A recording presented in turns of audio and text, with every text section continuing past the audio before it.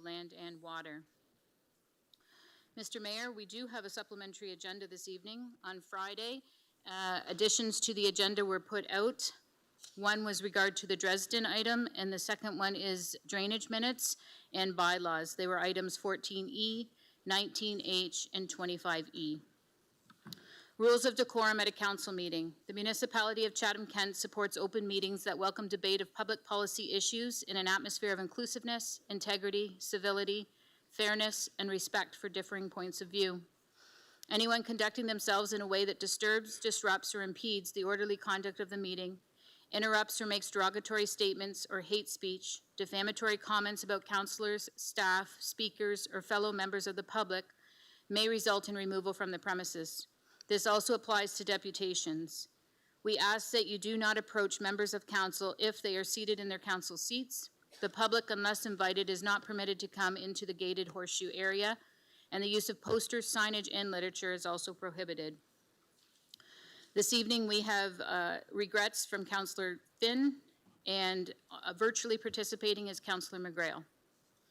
Disclosures of pecuniary interest, direct or indirect, we have not received any this evening, and we'll now move on to recognitions.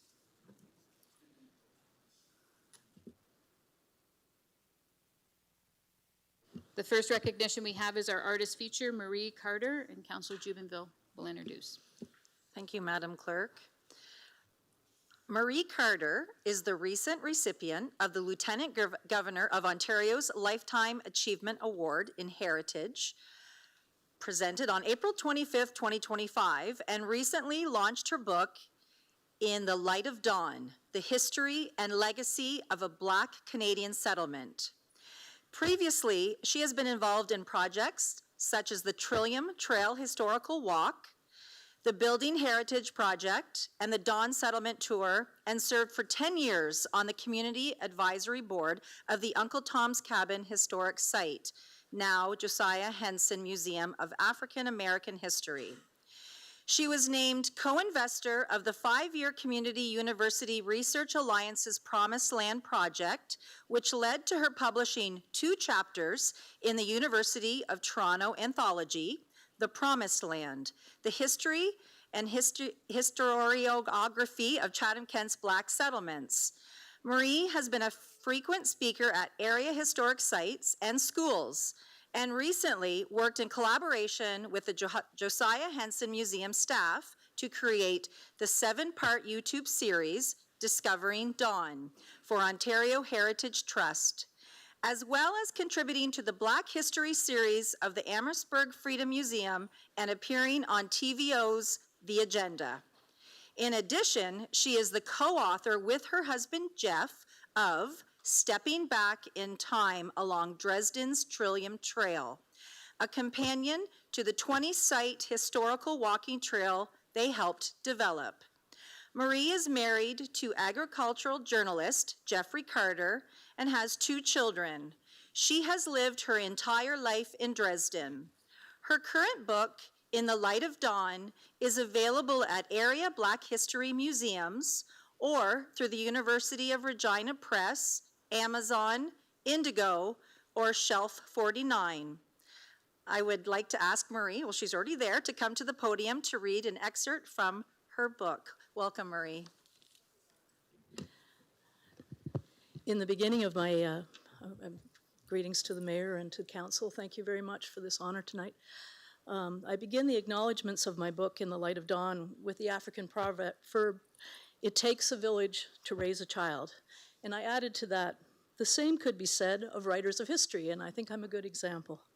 For me, my particular village is the community of Dresden, and that community is so rich in its compelling history, which is still visible in the landscape, that it inspired curiosity and compelled me to become a student of that history and to share my excitement about it with others through the writing process. It would be impossible to share with you any one excerpt that would really represent the book tonight, because the book does cover so much territory. It covers about 200 years of history from the time of first settlement all the way to the present day. And I've done that because what I really saw in studying the history over the years, as you heard with some of the projects I've been involved with, was that there was a real continuum in that history from the kind of actions and attitudes and spirit of the people in the early days through to the present day. But I thought one of the best things that I could do for you was to illustrate how that shaped our community and at times even the province and the nation by giving you an example of one of the stories, one of the many, many stories that is in the book. And surprisingly enough, it's not about Reverend Josiah Henson, who you already know about, or the Underground Railroad, because Dresden is so much more than that. It's incredibly rich in its history. One of the examples that I like to give is the story of Dennis Hill.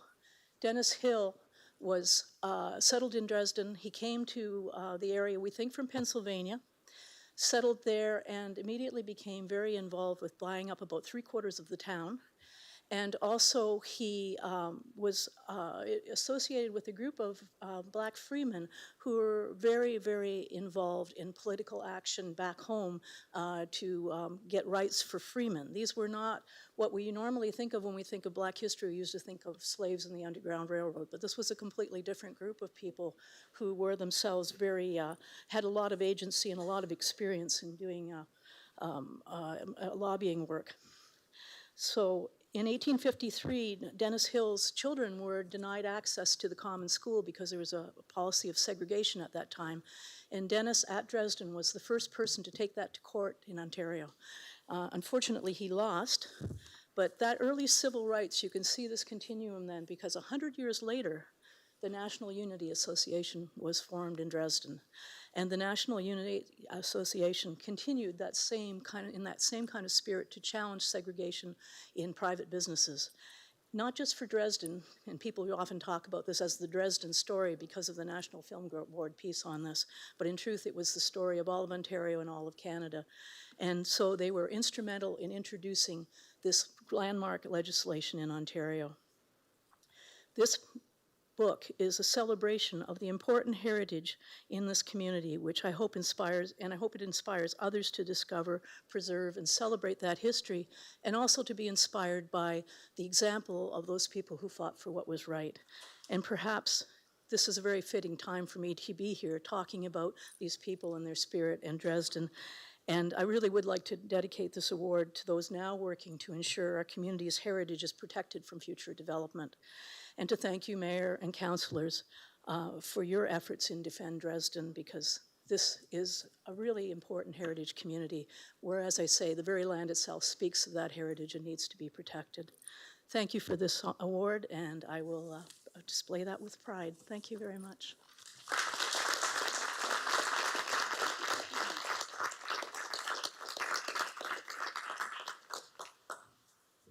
We'll now move on to the Chatham-Kent Agricultural Hall of Fame 2025 inductees, and I'd like to call upon Rick Yolton, the chair of the committee.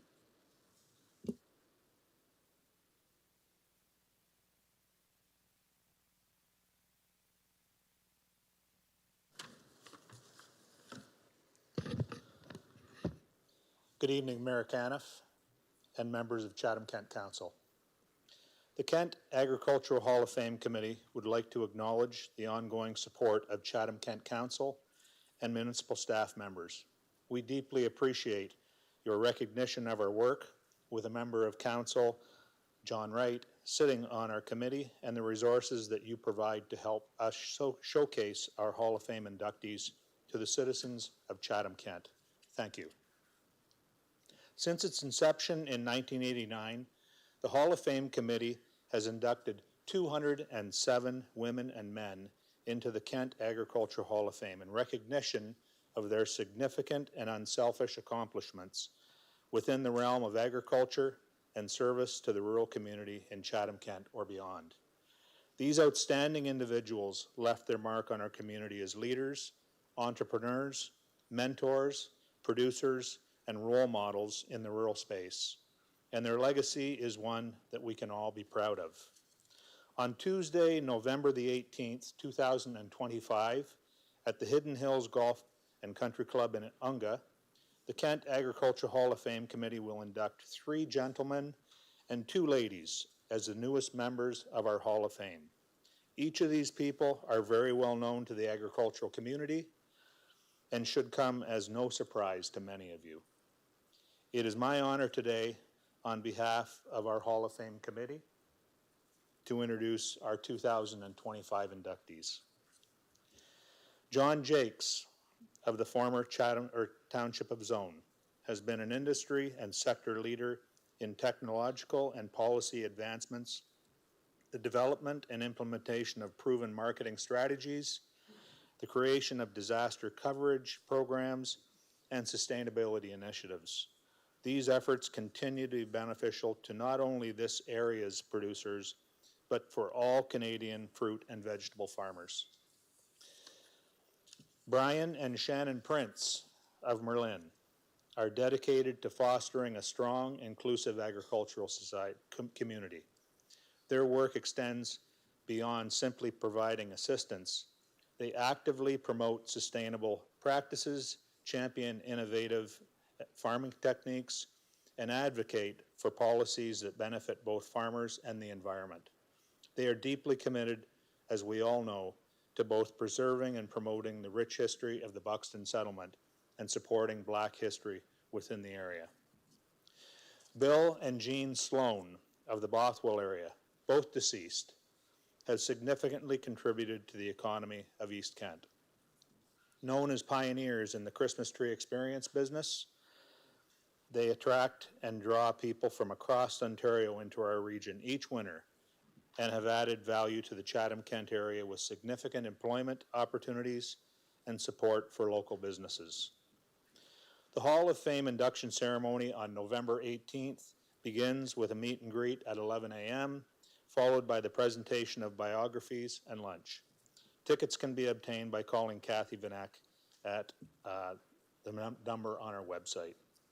We hope that you were able to join us for our memorable day as we recognize our agricultural champions for their enormous contributions, their tireless efforts, and their love and dedication to agriculture and our rural communities.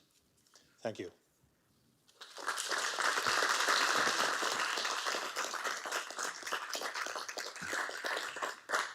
Thank you. The next recognition is the Chatham-Kent Accessibility Advisory Committee Awards, and I'll call on Councillor Story.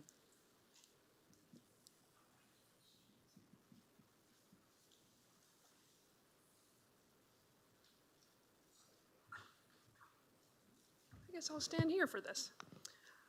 Thank you very much, Mr. Mayor and Council. I wanted to introduce our 3 Accessibility Advisory Award winners this year.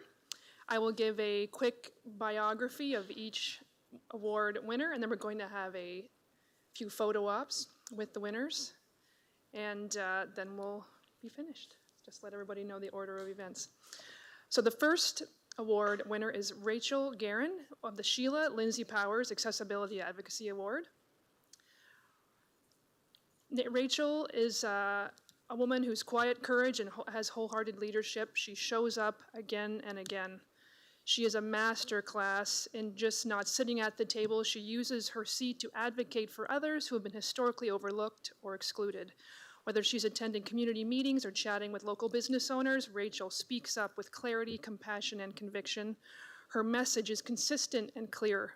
Everyone deserves to belong everywhere. She's a powerful reminder that advocacy isn't always loud, but it is always brave. Rachel gently challenges the status quo, encouraging businesses to rethink how they can open their doors a little wider. She doesn't ask for recognition, she asks for ramps, for accessible washrooms, for space at the table. And in doing so, she invites our entire community to be better. One of the most beautiful examples of her work is the Unbound Book Club she co-hosts with a friend who is in the audience tonight. A space created for people with disabilities to gather, connect, and grow together through reading and conversation. This group meets at Turns and Tails, a fully accessible local business, showing Rachel's deep intention to not only create inclusive spaces, but to also uplift the businesses that make inclusion a priority. She reminds us that the small, consistent choices to advocate, to include, and to care do change the world. And it's people like Rachel who move us from good intentions to meaningful action, and that is worth celebrating. Sounds like a perfect member for our Accessibility Advisory Committee as well. So please welcome Rachel Guerin, and Mr. Mayor, if you could join me in presenting the certificate to Rachel.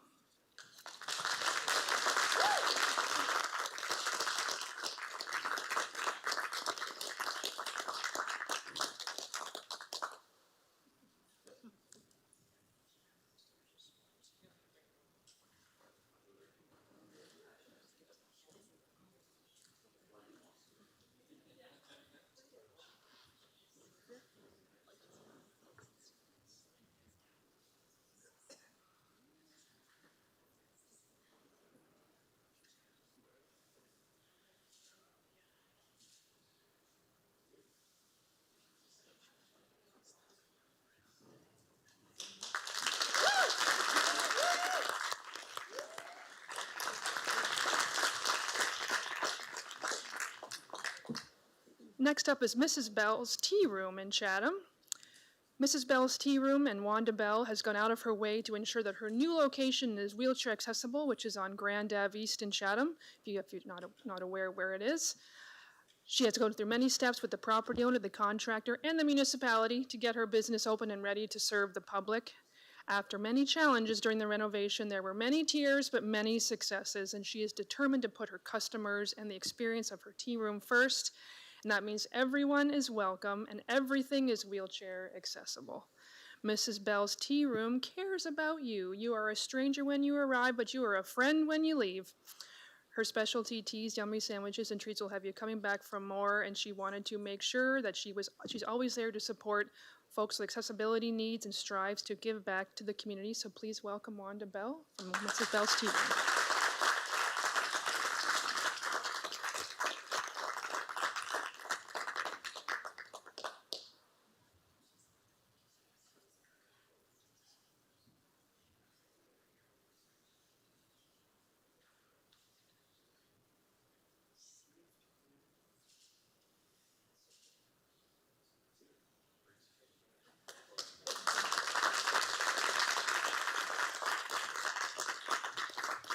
So I'm not sure I mentioned that was for the Dr. Veronica Vaughn Accessible Business Award. I want to make sure we recognize. These are all of these awards are named after former members of our Accessibility Advisory Committee who were also champions of accessibility in our community. And for our third award winner tonight, Benjamin Guerin, the Sid E. Bear Perseverance Award. Ben has overcome living with multiple types of personal challenges while still putting advocacy for other people before advocacy for himself. He has earned a child and youth worker diploma in order to advocate for everyone, advocating for curb cuts, accessible buttons, wider doors, and inclusive sports. He also did a barrier-free garden and fundraises for multiple organizations yearly. Please join me in thanking and congratulating Benjamin Guerin for the Sid E. Bear Perseverance Award.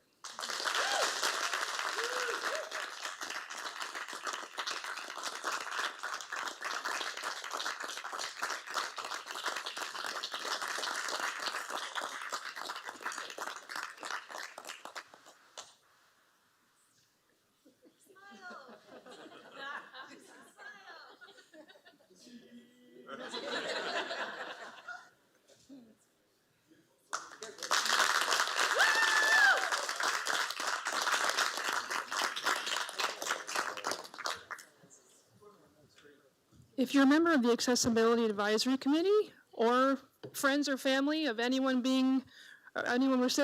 recipient, come on, and council, why not, everybody? Come on up. We'll get a big group photo. Come on up. And thank you again to all of our volunteers on the Accessibility Advisory Board Committee. We really appreciate your help. Am I allowed to go? Oh, yeah. Yes, Absolutely. I so Rachel's, yeah. I could tell. And Ben is actually the other one that does Unbound Book Club with us. Oh, nice. Yeah, which okay. is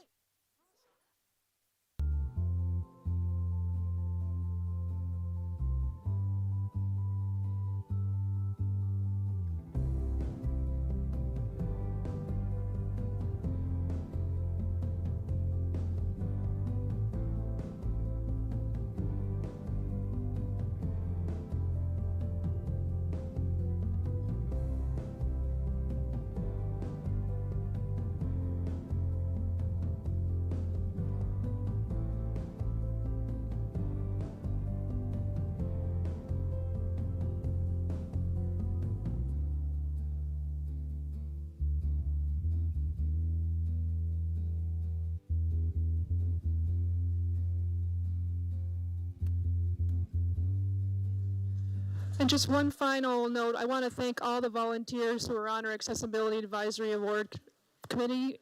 They've done a lot of work this year, and I really appreciate their dedication to accessibility in Chatham-Kent. Thank you.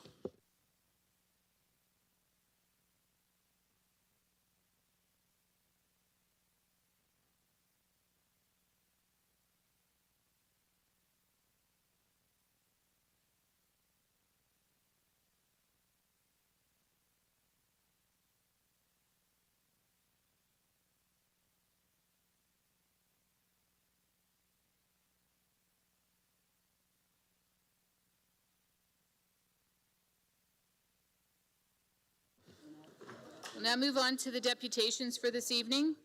Council, you were emailed 12 deputations at noon today. 8 of them were emails. All 8 were with regards to item 18C, the motion of Councillor Bondi regarding dust suppressants, all in support of dust suppressant. We have 4 deputations here present this evening. I'll remind all deputations that they are 5 minutes and we will have a timer on the screen. I will call upon first Beth Gladstone, followed by Betty Sterling. And Beth, just as you're walking up, I'll remind council that in the email today, Beth did share some photos of the dust issue that she's going to speak about. Thank you. Beth, can you just push the button for, Turned it there off. you go, Very perfect. rare. Good evening, Mayor Ken and Chatham-Kent elected officials. My name is Beth Gladstone. My husband Ross and I reside on Braymore Line in the eastern portion of Chatham-Kent. I respectfully urge you to reconsider the decision re dust suppressant on our municipal gravel roads. Braymore Line is a heavily trafficked each Saturday, serving as the main access route to the municipal waste disposal site adjacent to our farm property. The consistent volume of cars and large trucks, particularly those delivering disposal bins, creates dense clouds of dust that significantly impair visibility and increase the risk of accidents. This is not just an inconvenience, but a real safety concern for motorists meeting oncoming traffic, especially with limited maneuvering space on gravel roads. Furthermore, the dust contributes to vehicle damage and negatively affects our daily environment. We believe the municipality can provide data on the weekly usage of this site to illustrate the need for dust suppressants on our route. We understand there are more than 100 vehicles traveling to the waste disposal site weekly on Saturdays. To further support our request, you will have pictures showing the dust generated by just one truck entering that site. In addition, I am writing to express concern about the current conditions of Kennesary Road, a vital north-south thoroughfare connecting residents from the Thames River region to the shores of Lake Erie. This road is heavily used on a daily basis by local residents, school buses, commuters, and agricultural vehicles. At present, the absence of dust suppressant poses a significant safety hazard. When vehicles meet oncoming traffic, especially at higher speeds, visibility can be severely reduced due to the dust clouds. This creates an extremely dangerous driving environment. The issue is further compounded by the frequent presence of slow-moving farm equipment, which can lead to sudden braking or swerving on a dusty, low-visibility roadway. Another serious safety factor has become increasingly apparent when Highway 401 is closed due to accidents. During these closures, many drivers bypass the suggested detour routes and instead travel our rural gravel roads. With no dust suppressant in place, these roads become very hazardous. Loose gravel, poor visibility from dust clouds, and vehicles traveling at unsafe speeds have led to dangerous situations. We have seen vehicles approaching from opposite directions in near zero visibility, an accident waiting to happen. Add to this the regular traffic of farm vehicles and school buses, and it becomes clear that this is not just a matter of inconvenience, but a serious public safety risk and a liability for our municipality. We understand it has been suggested that savings from withholding dust suppressants and gravel applications may eventually be redirected towards transitioning some roads to tar and chip. While this would be an ideal development, it is important to recognize that changing councillors and shifting policies often delay or cancel such long-term projects. For example, we recall a time when Kennesary Road was to be tarred and chipped in 3 segments, yet nothing has materialized as new priorities have taken hold. While we appreciate efforts towards community beautification such as wood carvings and roadside grass cuttings, which is happening daily, public safety must come first. Reinstating the policy of dust suppressant application would be a practical, immediate step toward making our rural roads safer and more livable. We hope for a prompt response to improve safety and driving conditions on all rural roads. Your attention and action on this matter would go a long way in ensuring the safety and well-being of all constituents. Thank you. Thank you. Next speaker is Betty Sterling. On deck is Jim Brackett.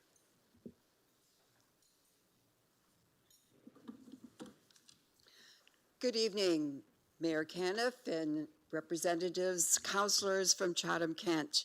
My name is Betty Sterling. I am here to share the importance of dust control on gravel roads in the municipality. I live on Spence Line, which runs parallel to 401. So again, when there's issues on 401 with the traffic, they come down Spence Line. Without dust control, the levels of the quality of life and safety for everyone living on gravel roads is reduced, especially when large trucks travel on these roads at 80 kilometers an hour. The cloud of dust that is created is huge. Depending on the direction of the wind, the dust will drift into our backyard, thus making it impossible to use our outdoor facilities. The dust not only affects our ability to enjoy the outdoors, but also enters our home, settling on our furniture, on our floors, and into the air. There are days when the dust is so thick, it feels like as though we're living in a perpetual haze, and it becomes a health concern for those with respiratory issues, such as myself and my husband. As citizens of Chatham-Kent, we are asking for a solution that will lessen these issues and improve our quality of life. The application of dust control and consistent road maintenance will offer relief and improve living conditions for all rural residents. My neighbor, Jim Clark, recently had a scary experience. He was driving a skid loader, which is a smaller piece of farm equipment. He was traveling north on Kennesary Road.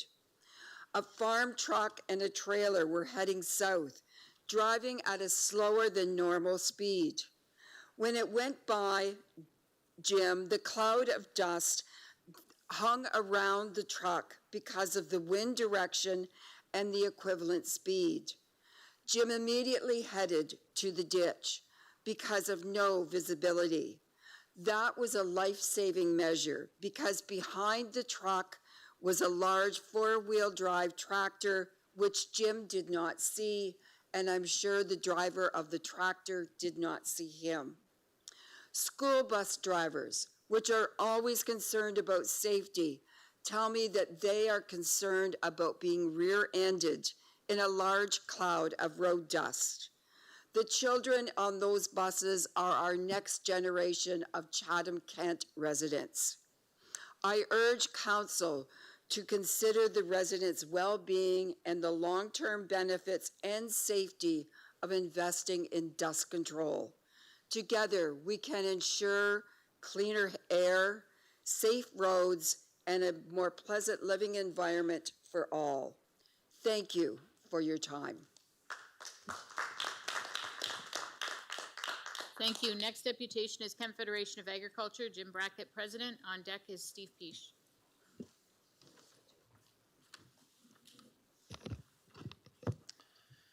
Good evening, Mayor Caniff and Chatham-Kent Council. I'm Jim Brackett, which I think most of you are starting to recognize after the last few years. As President of the Kent Federation of Agriculture, I'm here representing more than our more than 1,850 members.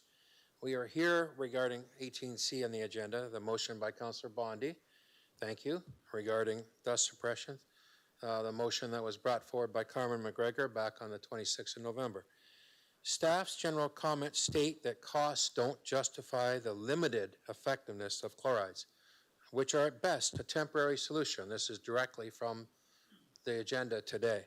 Staff further state that heavy rains can quickly wash away the salt and they don't work during dry periods. Both statements are untrue. And I have shared research data from both Canada and the United States to demonstrate that treatment is effective when done correctly. If sodium chloride is used, which is used very little in Canada, then that statement could be true that the staff is making. It can wash away more readily. Still, most roads, including CK, use calcium chloride, which is a far more effective material which binds road particles together and does not wash away in the first rain or the second or the third or the fourth. I have lived on New Scotland Line, which for those who are unfamiliar with that road is a gravel road east of Kent Road 15, and I've been there for 69 years. I can tell you from both my personal experience and extensive research that dust control is highly effective when applied appropriately and is most effective when used for 2 applications a year. I've seen the control go down the road at too high a speed and there's barely anything on the road. I've seen last year when it was applied very effectively and you have great control. I am unable to open the windows of my house and my vehicle becomes dusty and dirty just sitting in the carport. People that know me know that I usually wash it at least once a day because of those things and just driving down the road. I cannot drive down the road with my window open. Visible proof. Today, drive south from number 3 on Fargo Road and the dust, and I think that might be a road that one of our councillors lives on to the north of on that road, with my window open, and the dust control from last year must have been applied effectively because it's still working very well to this day. The road is hard like pavement and produces little dust. Calcium chloride dust suppression benefits include health, reducing fine particles which contribute to many respiratory problems, safety. Untreated roads may contribute to increased collisions due to low visibility and loose gravel. 2.3 times more people are killed in the United States on unpaved roads versus paved roads in the United States. Vegetation. A large amount of dust stresses crops by increasing heat absorption and lowering transportation. Aquatic resources. Aquatic plants and fish are not adapted to high levels of sedimentation in their environment. Cleaning. Living on these roads can mean grimy houses, gray laundry, and dust everywhere. Vehicle damage from the loose gravel and stones through windshields. Clogged filters increase wear and tear. Road maintenance costs. Treated roads can lower costs by reducing gravel loss and blading time. Legal requirements. The 24-hour suspension is 120 milligrams per cubic meter and an average over 60 per cubic meter. A survey, what is the greatest problem in your jurisdiction as a result of dust from untreated road? This is a Canadian survey in 2006. Safety of roads users, number 1. Nuisance concerns, number 2. Loss of surfacing gravel, number 3. Health concerns, number 4. And environmental concerns, number 5. The survey also found that 77% of concerns and complaints are from adjacent landowners, farmers, and adjacent developments, 15 from road users, concern about visibility and safety, and 8% are from fears of vehicle damage. I have heard many people are trying now to control the dust themselves. How can this be good? And why if it does not work? Drive down any gravel road, if you haven't already, and see for yourself. You've got pictures from some of our speakers tonight on what it's like, and it's awful, I can tell you that. In closing, the Kent Federation of Agriculture requests that you not vote for the recommendations presented to you by staff, but vote for Michael Bondi's motion to bring it back. So please help our rural residents living on these roads as well as anyone else who travels them to stay healthy and safe. Thank you very much. Thank you. And the final deputation is Steve Peach.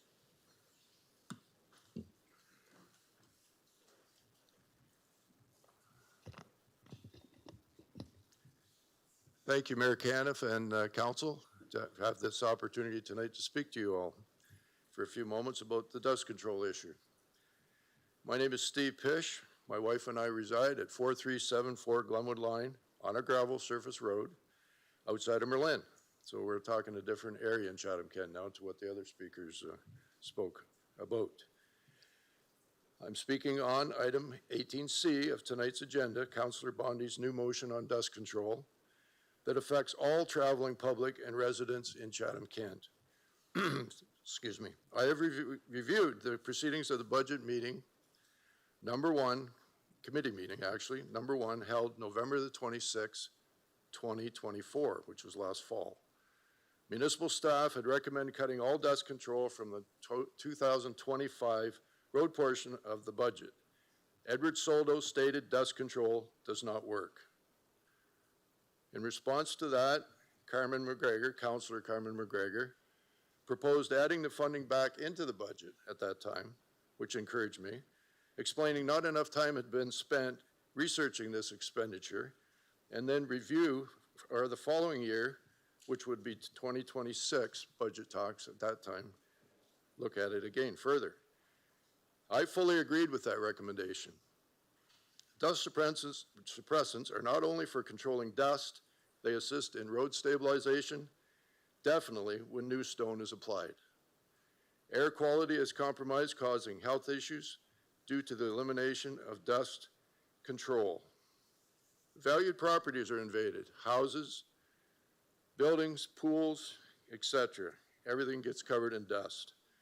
Heavy clouds of uncontrolled dust provide safety issues for the traveling public, including school buses. Intersections can be very, very hazardous. By eliminating the dust control in 2025 and realizing the definite need to return at a later date, in 2026, costs could possibly double, we were told. I have experience applying dust control in a municipal setting. I was employed by Tober East Township for 12 years before amalgamation as the work superintendent, which included road supervisor duties. In those days, we used calcium chloride and salt brine. Also, a product on the market was called Tembine, a wood byproduct from a pulp and paper supplier in Quebec. They all worked very well. We applied them twice yearly, as required. Heavily traveled roads received more product. Low count roads received less. It was give and take. Weather was and is still always a factor. Cooler weather and less humidity make products work better. It makes the applications more favorable. And if you could count on some moisture in the early mornings with heavy dews, or often a light rain would help an application, make the product work better. Proper road preparation is necessary. Grading is so very important. Dust suppressants do work when properly applied. The current CK Public Works staff are qualified to keep our roads and properties safe when provided with the proper tools. I also feel that the rural CK road supervisors are in a no-win situation. If they need to grade the roads due to pothole complaints, and they don't have any dust suppressant to follow up with, there's going to be real heck to pay. There are more issues than you can know how to deal with, I'm afraid. I strongly agree with Councillor Bondi's motion. Rural Chatham-Kent will become an area to avoid, not a vibrant place for people to live and visit. 52 seconds. We were promised a level of service that is not currently being provided. Adding dust control back to the Chatham-Kent Rural Road Maintenance Program is very, very important. Mayor Caniff and councillors, please vote to reinstate dust control. Thank you.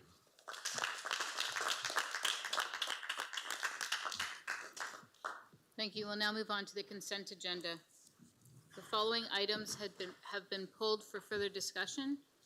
Items 16A, Community Safety and Wellbeing Plan 2025 to 2029 has been pulled for a presentation by administration.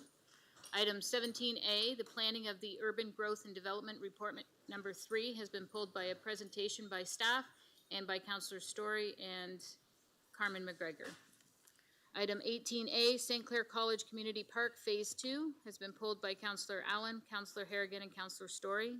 Item 18B, Traffic Bylaw Update, Developments and Capital Projects have been pulled by Councillor Sakachi and Councillor Doyle. Item 18C, Motion of Councillor Bondi regarding dust suppressants have been pulled by Councillor Bondi, Councillor Sakachi, Councillor Harrigan, Councillor Brock McGregor, Councillor Carmen McGregor, and Councillor Jubinville.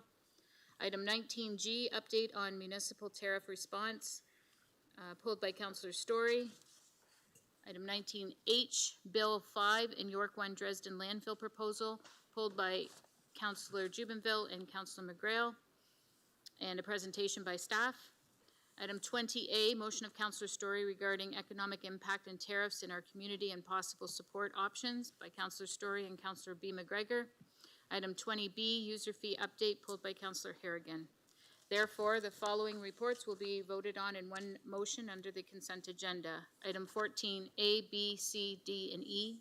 Item 15A and B. Item 19A, B, C, D, E, F. And item 20C. Councillor Hall and Councillor Crew, can I get you to move the consent agenda, please? So moved, Mayor Canada. Second. Any questions? Seeing none, we'll put it to vote. Councillor McGrail?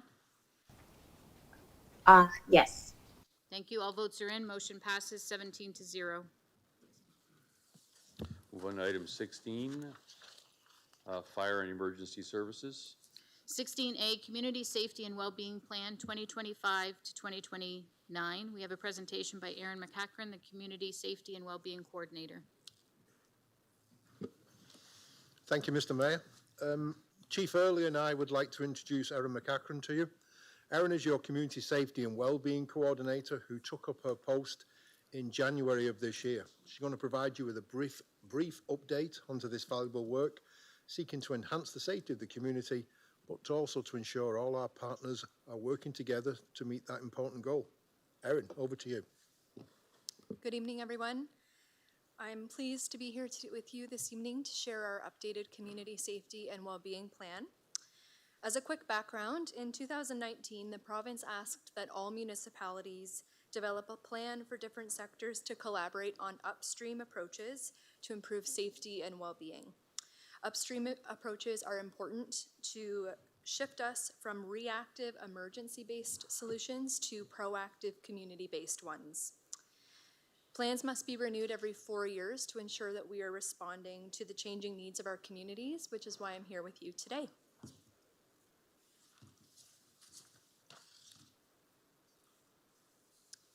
As Council will recall, our first Community Safety and Wellbeing Plan was published in 2021, and it was led by an advisory committee that included Chief Khan, Councillor Crew, and Councillor Kirkwood-White, among others.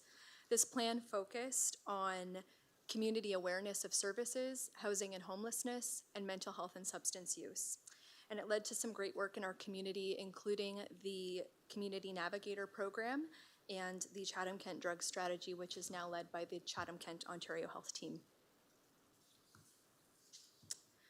Like many rural communities, we face some big challenges that pose a risk to our safety and well-being.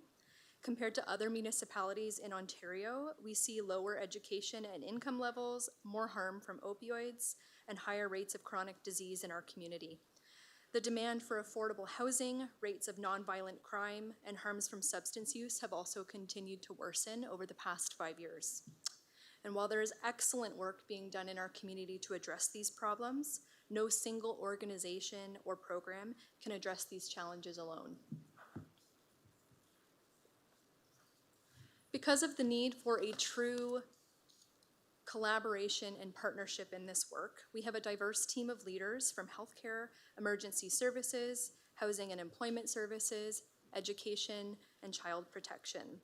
While not every organization is represented, this committee provides a good representation of the different sectors in our community.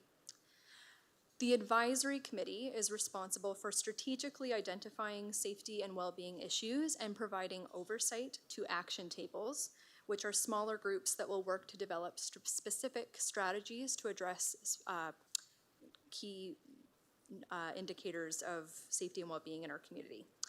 And as the coordinator, it's my role to make sure that the input of the community is considered, organize the advisory committee and action tables, support the work of the action tables, and measure our progress and impact. So to update our plan, I consulted with the community to see what they felt were the most important elements of safety and well-being. And so we did a community engagement survey where we had 350 community responses, which met a 90% confidence interval. I also collected data from Statistics Canada, Public Health Ontario, and local agencies, including Public Health and Chatham-Kent Police. This data was provided to the advisory committee, who then determined the priority areas based on our local trends. And the same data that I shared with them was provided to council and the community in the 2025 Wellbeing Status Report, which came to council on May 26th. I'd like to highlight that we are committed to ongoing consultation with the community, and there will be more opportunities for our community members to be involved in advising on the strategies we adopt moving forward. And so now I'd like to review the 6 priority areas that were chosen. Mental health continues to be a priority in our updated plan, as we've seen an increasing number of people, including youth, with complex mental health needs and increasing wait times for service. Some examples of work in this area might include expanding and strengthening mental health crisis services and coordinating advocacy for funding to develop a residential care facility for children and youth with complex mental health or behavioral needs. Substance use also continues to be a priority within this plan due to a high rate of opioid-related poisonings, emergency department visits, and deaths. Additionally, we see high rates of heavy alcohol use in our community. The Chatham-Kent drug strategy was recently developed and is now being implemented by the CKOHT, and we will heed their guidance on the strategies to use and support them in their work. Some examples of work in this area might include educational campaigns to reduce stigma towards people who use substances, and improving the collaboration of services to ensure that those who are discharged from treatment have the wraparound supports they need to remain successful in their treatment and recovery. Housing and income security is also included in this plan.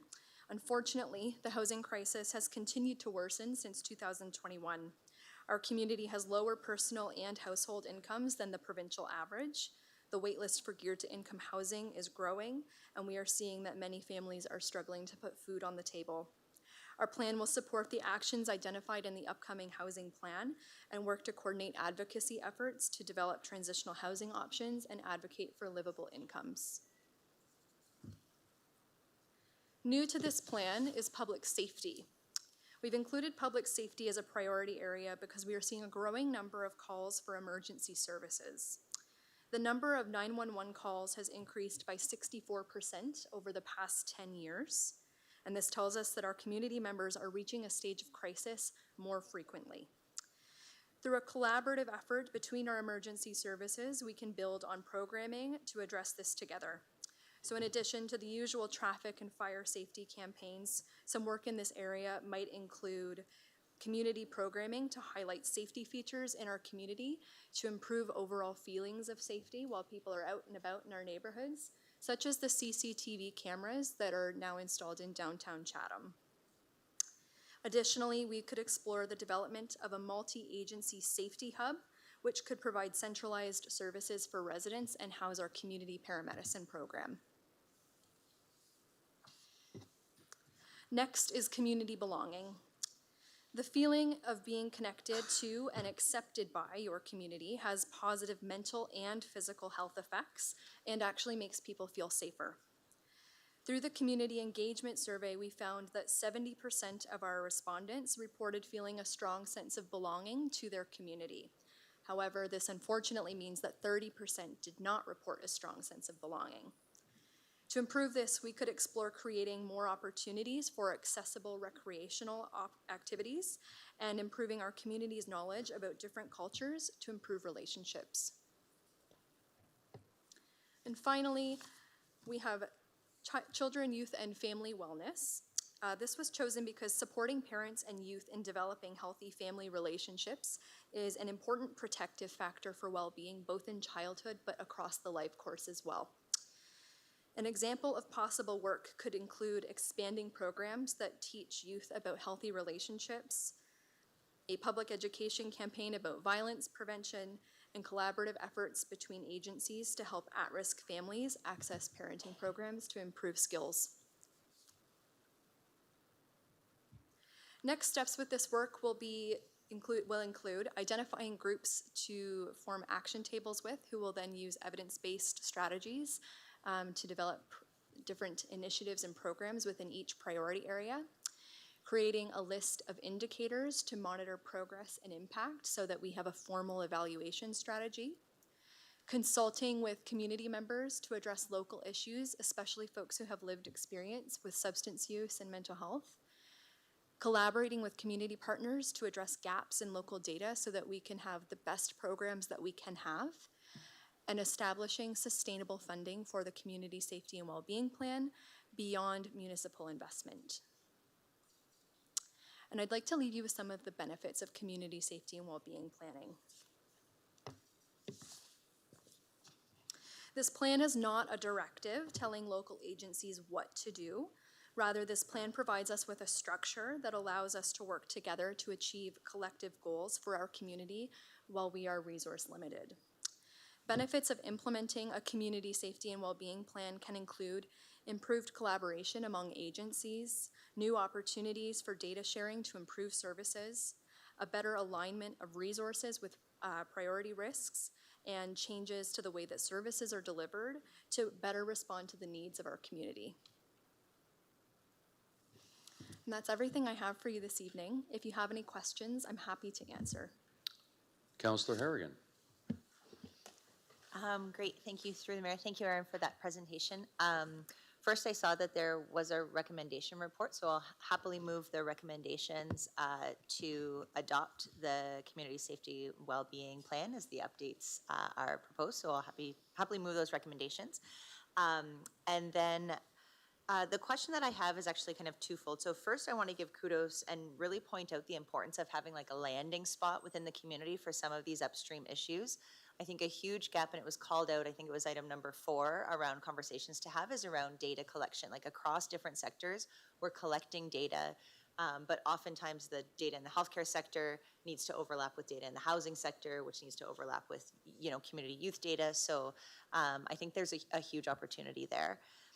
The question that I have is really about some of the projects and initiatives. So specifically when it comes to the recommendations or some of the example items that you listed, like some of those would have costs incurred, right? Like a centralized hub as an example. So is that something that the municipality would be expected to pay, or is that something we'd be having community conversations with to kind of fund and sustain those initiatives? That's a great question. So the work of this plan is really to align as many resources as we can, knowing that we are resource limited. The work of this plan is largely led by a coordinating effort to get every organization who is already doing the work within their organization, they're already paying for that work, better aligned so that the money that we are spending on our programs is more impactful in the long run. So for example, when we're doing evaluation, we could be looking at a results-based accountability method of doing program evaluation, and that would allow us as the Community Safety and Wellbeing Plan to take a look at all of the programs going on in our community that address a specific factor. So for example, if we just say public safety, we could take a look at all of the programs that address public safety and do an evaluation to say, how well did we do it? Is anyone better off as a result of us doing this? And how much did we do? And then based on those results from every evaluation of every program, that gives us a much better indication of what's going really well and what can we put more resources towards as a collection of agencies and as a municipality. And then also, what can we pull back on and where is there a gap that we have an opportunity to pilot a new program?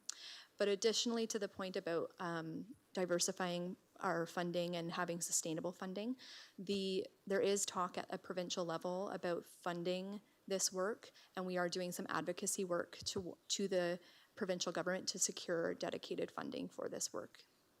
Great, and then just a quick follow-up for that. So when can we as council expect further updates to see the progress and then potential future investments about the plan?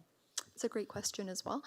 In my communication plan to the advisory committee, I had suggested coming to council annually with an update, just based on the length of time it takes to see the needle move when we're talking about key indicators and watching things change within our community. However, certain programs and different initiatives, I would be happy to come to council to gain your support or to give you that education ahead of time. Chief, do you have anything to add? Wonderful. Thank you very much, Erin. Councillor C. McGregor, can I get you to second that? Yes, I'd be more than Go happy ahead. to. And I had a question actually about when we might hear back on progress this, but while I'm at it, Erin, I'd like to thank you very much for the information and for attending our Food Policy Council and explaining the plan to our group last week, I guess it was that you were there. So a lot of great information in there, and I'm glad that it was started by some of our councillors in past terms and stuff, and then the directions moving forward. So I look forward to hearing future updates. Thank you. Councillor Story, followed by Councillor Crew. Thank you, Mayor Caniff. I also had similar questions to Councillor Harrigan. I just have a couple comments and then my one question. I wanted to thank everyone in the committee as well for the hard work, especially Councillor Brock McGregor, Crew, and Harrigan. I know you were perhaps wearing your day job hat, but certainly welcome and appreciate you being around that table as well for that context. I think this would be something that I think everyone in Chatham-Kent should read. I think it explains a lot behind a lot of the issues that we're facing across the community and a lot of questions we get as councillors. So I really, huge kudos to you for the very clear and concise and well-written report. I think that's really important. Just a few of the issues that really flagged to me, the over double the ER visits due to opioid poisoning compared to the provincial average, and a major increase from last year, and a higher rate of deaths, which is going against the provincial average, which is lowering. That's deeply worrying. Our household income is almost $20,000 lower than the provincial average, and the wait list for housing increasing 31% in 2024 alone. I think those three really capture a lot of the pressures that we're seeing at council and in our community. So I really appreciate you mentioning that. And I think there's a lot of parts of this report that if this was, a person, we'd be calling 911 on this content. And I think while it's jarring to read these statistics, I think instead of feeling helpless, because I know a lot of times sitting in this chair, it feels a bit overwhelming with a lot of this information. But what we can't manage and what we can't mend, if we don't measure it, we can't manage or mend it. And so I really appreciate you gathering that data, and I really appreciate the desired outcome section, because that actually helps us measure, to Councillor Harrigan's point, how we're collectively working towards addressing those impacts. And I also appreciate the extensive citation list, which shows the research that you pulled from to explain why this is so important. And I know this might be Councillor Brock McGregor's line, but what could also be mentioned is that in some cases, literally overnight, we could address some of this with provincial policy and attention, especially when it comes to modernizing social assistance and related benefits. So just two quick questions. I see that people with disabilities are included in the priority population list, so I thank you for including that. I don't see it mentioned more specifically throughout the report. So I'm wondering, since about 30% of our community identifies as disabled, and often they overlap, they have lower income, lower rates of employment, lower feeling of community belonging, homelessness or precarious housing, I'm wondering if there's an opportunity as you move forward to perhaps highlight some of the accessibility and disability lenses within this, and if not, and it's sort of included in the overall umbrella, that's fine too, but I wanted to see if that might be a request I could put in for future work. Happy to take the request, but we do have a plan for community engagement within each of the priority areas. So it will be an opportunity for those action tables who may develop a specific pilot project or want to come together to make a change within a certain metric that we can measure, to then come to me or I go out into the community to say, we are looking for the input from community members with lived experience as someone who is experiencing a disability and to bring them into that conversation. Their feedback will be immeasurably important when it comes to shaping the strategies that we use, and so that's definitely part of our plan, although not specifically written into it. Part of the work of the action tables is to consult with the community, so rest assured it will be done. Wonderful. And last question. I know you were talking about coming back to council or possibly annually. If there was some kind of improvement or worsening in terms of even an immediate event or an economic shock, how are you adapting? How would you be adapting that plan? Or is that annual review to council part of the annual review of the committee where you'd be looking at if something comes up that is unexpected, how would you be adapting that within the work of your group?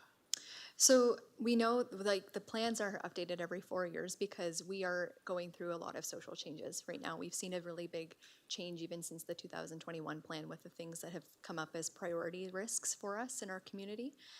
So the shock waves that we are sort of seeing are what we are dealing with now. So any of those changes, I suspect they would probably just deepen the concerns of the risks that we've already identified. But if a new risk was identified, we could certainly write that into the plan. We don't have to wait for the end of the 4-year cycle. And if a project team needed to be developed, we could incorporate that as well. So the plan is a very much living document and will respond to the needs of the community and not just a 4-year plan on paper that what is written is what will happen. We will respond to the needs of our community. That's great. Thank you, Aaron, and thanks to everyone on the committee for all your hard work. Very well done. Thanks, Aaron. Seeing no other questions. Oh, Councillor Crew. Thank you, Mayor Caniff. Just so everyone's aware that the Community Safety and Wellbeing Plan is something that this document, we have to submit it to SolGen. This is Council's Community Safety and Wellbeing Plan. And I want to give a shout out to Councillor Brock McGregor and Councillor, maybe it's your next life, Chris Case, Chief Case, as co-chairs of the of the advisory committee. We've done a lot of work since, I want to thank Michael Dubin as well. When Michael joined that committee, he brought a new perspective, and we really moved forward and made some positive changes and got some really good work done there at that table, and brought together a really good team. So we know that this is going to be sustainable. But I just want everybody to be clear, this is Council's Community Safety and Wellbeing Plan. It's up to us to make sure that it's monitored, funded, measured, and that we do all of that good work. It's also worth mentioning that this is in the Community Safety and Policing Act. It says the municipality shall. So for the first few years, it was kind of gray as who shall, right? Because it's in the Policing Act, and then it says council shall. So anyway, here we are.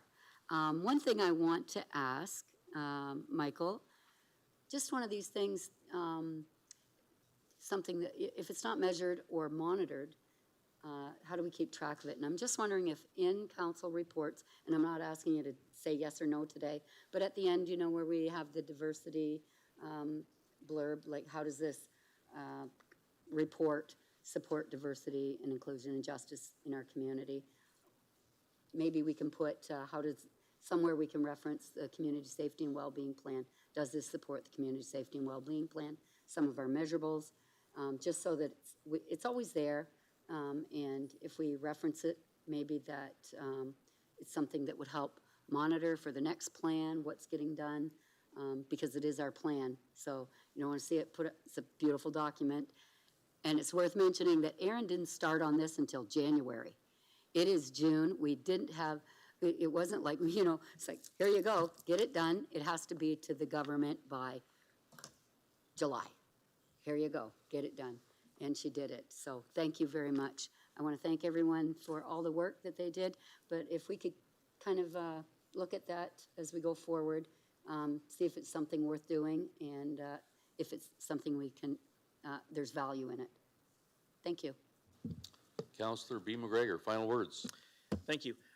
Yeah, I just wanted to build on a couple of the comments made. So as Councillor Cruz said, this was something that was a shall do that also came with no funding from the province to do. So we had to fund that, and I think it's great that we did. It's a document that I think itself serves as a bit of a blueprint when we are advocating to the province to say, hey, we have a good handle on what the metrics are in our community. We also know some things that we could do to fix it, and we need resources to do that, despite the number of people we have working in partner organizations in the community.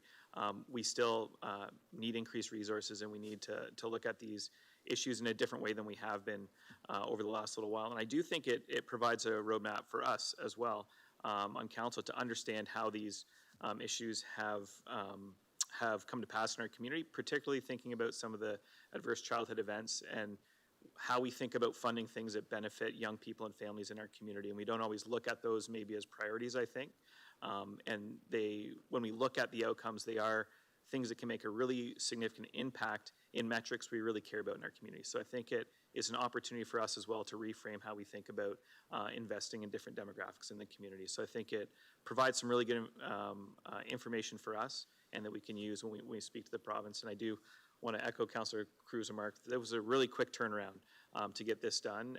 That's a credit to you and to all the partner organizations that have a lot on their plates, but saw a lot of value in participating in this process. I think learned a lot through this, and those partnerships will be important going forward. Thank you. All right, seeing no other questions now, we'll put it to vote.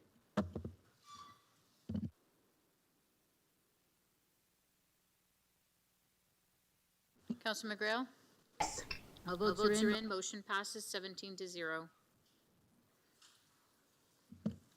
On to item 17, development services.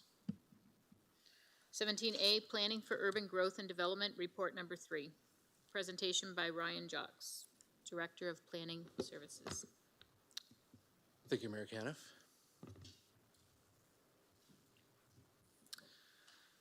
Hello, councillors. Tonight I'm here to provide an update on a growth management amendment to Chatham-Kent's official plan. What that is a planning initiative to refine the approach taken through Chatham-Kent's planning policies to direct future growth and development over the long term. In simple terms, it is an urban boundary review with an update to Chatham-Kent's development-related policies. Like any good planning decision, it goes through a good process and it's predicated on a good framework or vision.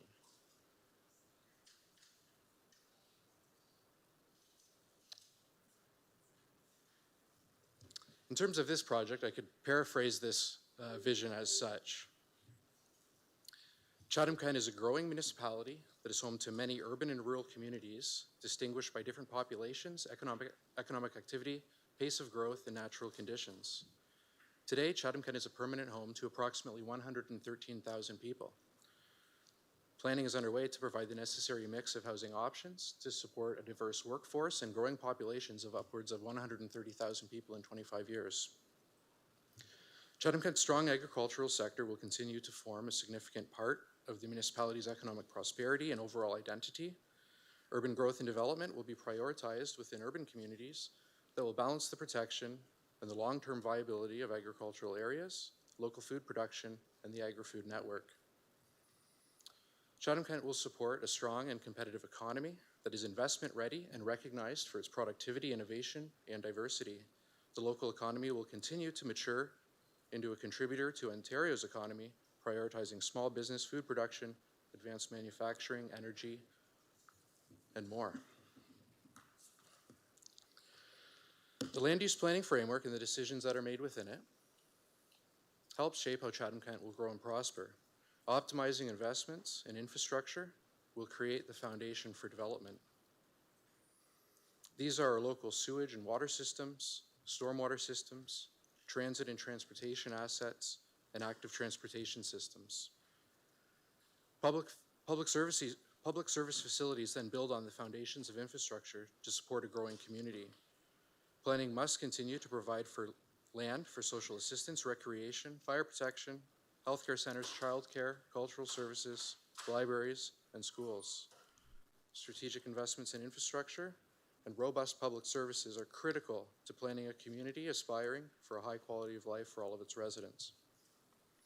If planned well, Chatham-Kent will provide a mix of land uses to responsibly provide housing, transportation options, employment, institutions, food production, and other uses that a growing population requires. This is where I begin this slide. The official plan is a central planning document of the municipality. It is multi-purpose and addresses land use matters, growth management, natural and cultural resources, provincial priorities, and community-level planning. Since Chatham-Kent's inception, thousands of residents have participated in planning exercises to define the many pressures and opportunities converging on this community. These include numerous studies and plans that address a multitude of subjects and collectively provide direction toward achieving sustainability around the pillars of health, economy, environment, and culture. Chatham-Kent has recently redefined many priorities through things such as the land needs analysis, fire master plan, water and wastewater master plan, development charges background study, asset management plan, several environmental assessments and secondary plans. Ongoing or upcoming plan updates include a climate change action plan, recreation master plan, mobility master plan, cultural plan, a housing strategy, among others. The conditions now exist where Chatham-Kent must contemplate and make decisions regarding the future direction of urban growth and development.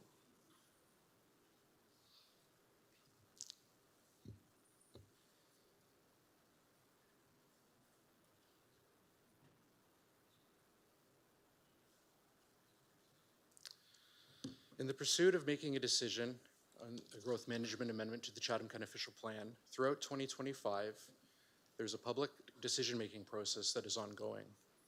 Since January, phase 1 has started and has been completed very recently. This phase of the project included the project launch, the initial stages of the public engagement strategy, confirming options for growth and development over the long term. These are specific land areas in some of our primary urban centers, and finalizing a framework in which these land options will be evaluated over the course of the summer.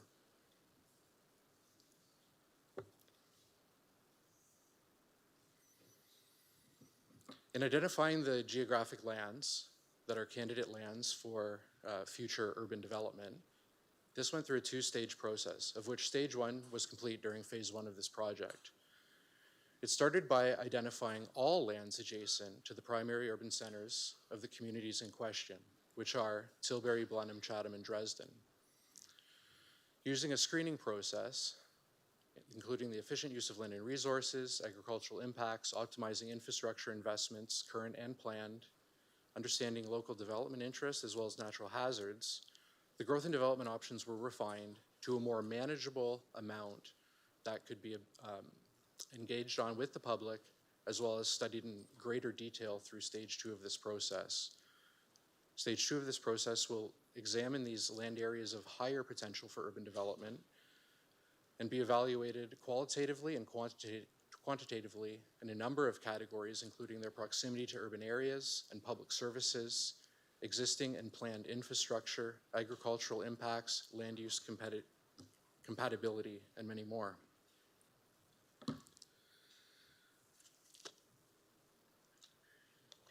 To recap some of the statistics coming out of the land needs analysis that was completed in 2023, this is a foundational background document for this current decision-making process.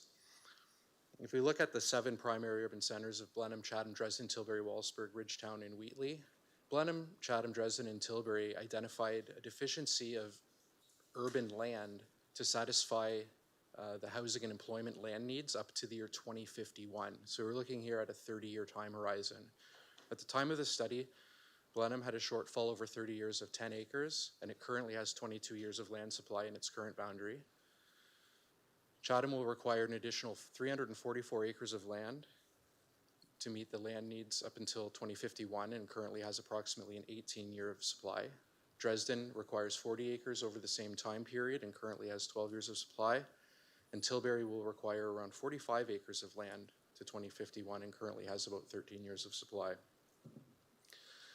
Wallaceburg is included in this process as well. However, an expansion of the urban area is not being pursued. However, a boundary adjustment is being pursued, which is looking at reallocating lands that are currently within the urban boundary to other locations around the town to provide a diversity of land ownership and open up the housing market for other landowners and developers to bring housing supply to that community. And currently, Wallaceburg is estimated to have around a 35-year supply of land. Ridgetown and Wheatley certainly were included in this process. However, at this stage where we are looking at increasing the land supply through urban boundary changes, they are not included in this particular step, as there is sufficient lands within each of these communities to satisfy the long-term need to 2051, with Ridgetown having approximately 63 years and Wheatley 41 years of supply respectively. Getting right into the maps, in Blenheim, the land that was identified for further study is on the south side of Middle Line, going out of the community on the way out toward Charing Cross in that direction. These lands are adjacent to a relatively new and developing subdivision in this area and are well suited for servicing extensions from that subdivision, as well as forming a continuation of that urban neighborhood. Lands along more of the east side or southeast side along Pook Road and along Talbot Trail heading down out of Blenheim, south of Baird Public School and St. Anne's Catholic School are also looked at. These are large areas of land which far exceed the required 10 acres to 2051 and are not being evaluated further at this time. In Chatham, the primary lands being evaluated for further urban expansion for residential land uses are in general north of Gregory Drive and south of Indian Creek Road. However, there are some obvious exceptions. These are highlighted in orange. To put this amount of land in context, there's approximately 1,700 acres of land highlighted in orange, and the final recommendation will include somewhere around 350 acres. So this area will be pared back quite substantially, but it emphasizes the need to have gone through that first stage of screening to even get it to around 1,700 acres of land.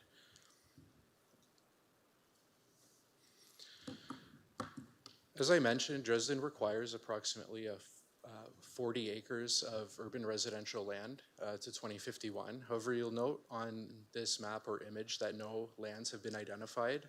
Very early on in this process and through consultation with the St. Clair Region Conservation Authority, it became very clear that both in the northwest area of Dresden and southeast area of Dresden, there is very likely to be floodways or critical flood-prone areas, which are not conducive to urban development for obvious reasons. For that reason, it was previously decided with the project team to continue doing some evaluation in stage 2 of lands in Dresden with regard to infrastructure availability and costs in regard to extensions of infrastructure, both north and south. But more importantly, Chatham-Kent will need to engage in professional exercise to clearly identify the floodways and flood fringe areas outside of the current urban boundary. Chatham-Kent nor the St. Clair Conservation Authority currently has this information. As well, over the last month or two, with the changes in provincial legislation with regard to the Dresden landfill, this is new information that certainly will impact a final recommendation on the growth and development direction for the community of Dresden, which will also be further considered. So a recommendation later this year with regard to an official plan amendment will not include Dresden, and hopefully as soon as possible beyond that decision, we can come back with further recommendations once we have more factual and technical information on these items. In Tilbury, a parcel of land toward the east side, sort of a little further east of Ellis Street and south of Canal Street East is identified. In Tilbury, there's really only a couple of logical options for residential growth. It was that area that we're looking at east of Ellis Street as well as south of Middle Line. As we get further north, we get into industrial lands and flood-prone areas, and of course, going west, we're in the municipality of Lakeshore in Essex County. So these lands identified are more conducive to servicing over the long term and will include the planned East Tilbury Regional Storm Pond, which is part of the Tilbury Stormwater Master Plan as well. In Wallaceburg, again, the options presented in orange, both in the west end of town going out Dufferin Avenue and toward the southeast going out Base Line toward Dresden, are lands that are being included to be evaluated for a boundary adjustment. And toward the top right of this map, there's a brighter green parcel of land. These are the lands that are proposed to remain in the urban boundary, however, be redesignated from a residential designation to something like just a reserve or a holding designation until such time that development interest may come forward and further do some due diligence on the ability to plan for those lands in the shorter term, providing a diversity of land ownership where there may be development interests present to proceed with development is something that this municipality should pursue and is likely to form part of the final recommendation later this fall. Public engagement is ongoing through this process. This includes engagement with individual landowners, stakeholder groups, interest groups, other government agencies as well. At any time, anybody can visit letstalk-chatham-kent.ca/growth-plan on our community engagement webpage, or contact planning services at that email, or contact myself or Anthony Jass, who's our manager of planning services as well. Thank you, Mr. Mayor. That concludes my submission. Happy to take questions. I've got Councillor Story and Councillor C. McGregor with questions. Councillor Story, go ahead. Thank you, Mayor Caniff. Thank you, Ryan, for that detailed report. It's very interesting to see we talked about a crystal ball before. This gives us actually a little bit of a crystal ball to see where we might be going, so I appreciate that detail. Just a couple of questions. In terms of the 4 communities that you identified with the proposed shortfalls of land over the next 30 years, do you have a sense of when in that 30-year period those shortfalls will happen? Or is that just basically an overall, in the next 30 years, this is the total number we think we'll need? Thank you, Mayor Caniff. Yeah, so at a very high level, one way to look at it is over the course of 30 years, most of the lands within the urban boundaries today, as well as some lands proposed to be brought in, will over that period of time start to convert to urban uses. This is a longer process that will include more detailed planning with regard to detailed land use, servicing, a financial strategy, as well as investment from the private sector. The work that Watson and Associates did, Watson and Associates has long done a lot of Chatham-Kent's growth planning and some demographic and economic planning. Their projections really show that up until the 2036 to 2041 timeframe, growth will be a little bit higher, and then beyond, that late 2030s, it will drop slightly. Of course, these projections will be updated every 5 years, so that could change. But what we know now is in southwestern Ontario has been in a bit of an economic upswing over the past several years versus where we were at maybe a decade ago, which should bring a population into this area through employment. But over the longer term, because we are an aging population and a larger share of our population will age, what's going to happen in Chatham-Kent based on where we are today and what we're seeing is that natural births will decrease and deaths will increase, which is going to create a bit of a drag on that overall population increase. As well as what we've seen over the last year or two is Canada's immigration targets have actually been rationalized to quite a lot lower of a number, which over the last 5 or 6 years was really driving a lot of the housing growth in our community as a major contributing factor. So that's waning as well. So it is stacked towards sort of the next 10 years versus beyond that. But again, we're looking at this every 5 years, and all of this could change in that time. Okay, thank you. That's very interesting. In terms of the 139 hectares for Chatham that you're listing, is there any kind of planning formula that indicates how many residences or resident would be included in that? Is there, that 139 hectares will accommodate, this many number of detached homes, or this many number of semi-detached, or this many number of apartment buildings? Is that the type of analysis that you look at as well, or is it too soon to tell? That is That is really hitting where this analysis is at, is looking at those things. This process is really at the starting point of that, though, and things are refined. But I do have some data that we're using sort of at this initial stage. So currently within the Chatham urban boundary, if we're looking at Chatham specifically, the boundary as it's existed more or less since amalgamation with some small adjustments in 2005, there are currently around 1,800 approved housing units today within Chatham on lands that are currently under agricultural production. Beyond that, within the urban boundary, there's lands for approximately 1,400 more housing units. And we're using an estimate of about 500 infill units, which means 500 new units within areas that are already developed in the city. So that's around 3,700 units we could accommodate today inside the boundary, but the 2051 projection says we'll need 5,400. So there's a gap of about 1,700 houses, which then translates into that 139 hectares. Quick math says that's only about 12 units per hectare though, which is low. So that 139 hectares is a gross total. That will be netted out for things such as roads and right-of-ways, parks, hazard areas like flood-prone areas that can't be developed. So that density per hectare will increase, but that's just a snapshot, I guess, of where we're at in Chatham. Okay, thank you. Last two questions. On the growth option map, it looks like you mentioned north of Gregory Drive and south of Indian Creek Road for Chatham. You mentioned parks. Would those public amenities like parks, walking paths, trails, et cetera, is that at a later stage of this planning? We're pretty high level right now. That would be looked at a little bit later. Yeah, that would be looked at much later. Certainly this iteration and future iterations of the recreational master plan will continue to identify the need as the city actually grows. At this stage, we're just simply drawing a line in the future of where it would grow to.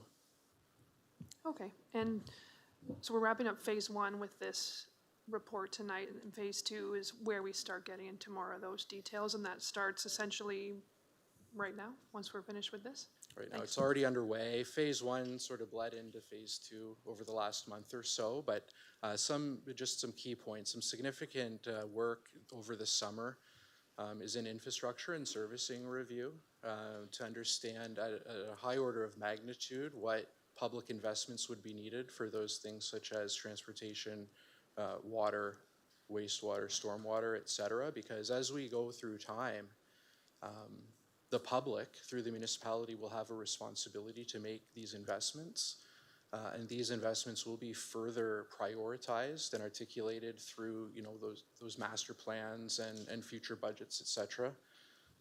So having those costs for public engagement later toward the end of summer, beginning of fall, as well, bringing those back to council at the end of phase two will be very important in terms of the detailed analysis of these lands. Thank you very much. Councillor C. McGregor. Thank you, and through the mayor. Maybe Ryan, you could pull up the Wallaceburg map while I get started here. I've sent Ryan a number of questions. Do you want me to go through the questions first, Ryan, or do you want me to take it a bit at a bit? Thank you, Mayor Caniff. If it pleases the councillor, I have a good memory, but it's short, so okay. Bit by bit. Bit by bit, okay. I just got locked out of my phone. Hold on here. Okay, so when we're looking at these, I'm wondering about the lands that are indicated for the potential residential supply relocation. Were they previously considered urban reserve? Thank you, Mayor Caniff. No, the lands identified in orange, nor any land outside of the current Wallaceburg boundary, has not been designated for any type of future consideration prior to this. Okay, so that kind of answered. I was wondering about, what those lands would be. They're obviously agricultural, they'll just remain agricultural, right? So if we designate the other urban reserve, but say somebody off baseline wanted to build on their properties, then that wouldn't prevent them from doing that, but they would have to come through whatever channels through the building to maybe redesignate, or we'd be looking at something in that area? Like it's, in my mind, it's, the province makes us have, we have agricultural land, we have commercial land, we have residential land. And if we want to increase our residential throughout the whole municipality, then, and it affects agricultural land, then we have to find a switch off somewhere else. Is that correct, the way I think about how lands are designated? Yeah, that's correct. There's probably two things more than anything else that characterize sort of land use planning issues in Chatham-Kent, and one is that we are a community that has, 60 or more thousand people living in defined urban areas surrounded by prime agricultural farmland. That's something that we deal with every day. It's inevitable that over time, some of that farmland will be consumed for urban land uses because it is the municipality's responsibility to plan for a growing population. However, we already have a good hierarchy in our official plan in Chatham-Kent that has defined primary urban centers, secondary urban centers, et cetera. And what this really does is focuses that population growth into more dense centers, into nodes or towns or cities within Chatham-Kent. So over time, whatever impacts that population growth might have on our agricultural systems and agricultural land can be minimized to the extent possible. So through this exercise, yes, it's likely that I'll be recommending changes to the Wallaceburg urban boundary. For a time, those lands will continue to be farmed, but because they're now inside the line, the policy framework changes, and then when someone comes forward, a motivated and smart developer, right, comes to Wallaceburg to develop, they'll be able to do so under an urban policy context, which right now on those lands, they would not be able to do that. They wouldn't. Okay. And which kind of answers the next question, because I was wondering if we had any, if there was any consultation with people in lands where lands were being designated a little differently, or the urban reserve was being designated. But I'm guessing that that opportunity will come up with future consultation as we move through these phases. Is that correct?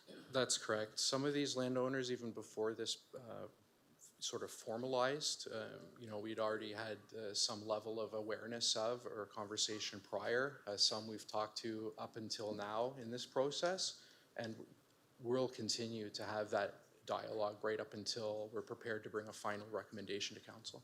Okay, and my last one, which it probably doesn't apply, I was just wondering if there was any opposition to any potential changes, but we wouldn't even be at that phase at this point. No, is that correct? I could, cautiously characterize the public engagement that occurred, up until this point, and with regard to Wallaceburg, no, my sense, I think what I've observed through the public engagement and in speaking with people who are in that business, I think the prevailing sentiment is there needs to be a diversity of opportunity in Wallaceburg so that the supply opportunities are there to test the demand that people believe is there, but the supply opportunities are constrained, and this might solve that. Okay, thank you. I really appreciate, Ryan. It was a great report and understanding, where we have need and where we need changes and so forth. So thank you for the report, and I'm sure when we come back with the next phase, I might have more questions then. So thank you. Move on to item 18, infrastructure and engineering service. Oh, sorry. Councillor Anderson. Thank you, Mr. Mayor. And through you. Ryan, thank you for this report, but is there any sort of planning where we say, we have certain opportunities in certain areas instead of going out to actually go up? And is that part of the thought process? Is that already considered, and then we still would require to go out a little bit, or what does that look like? Thank you, Mayor Caniff. That's a great question, and I'm glad I get the opportunity to answer it and provide a little bit of information to council and the public on that.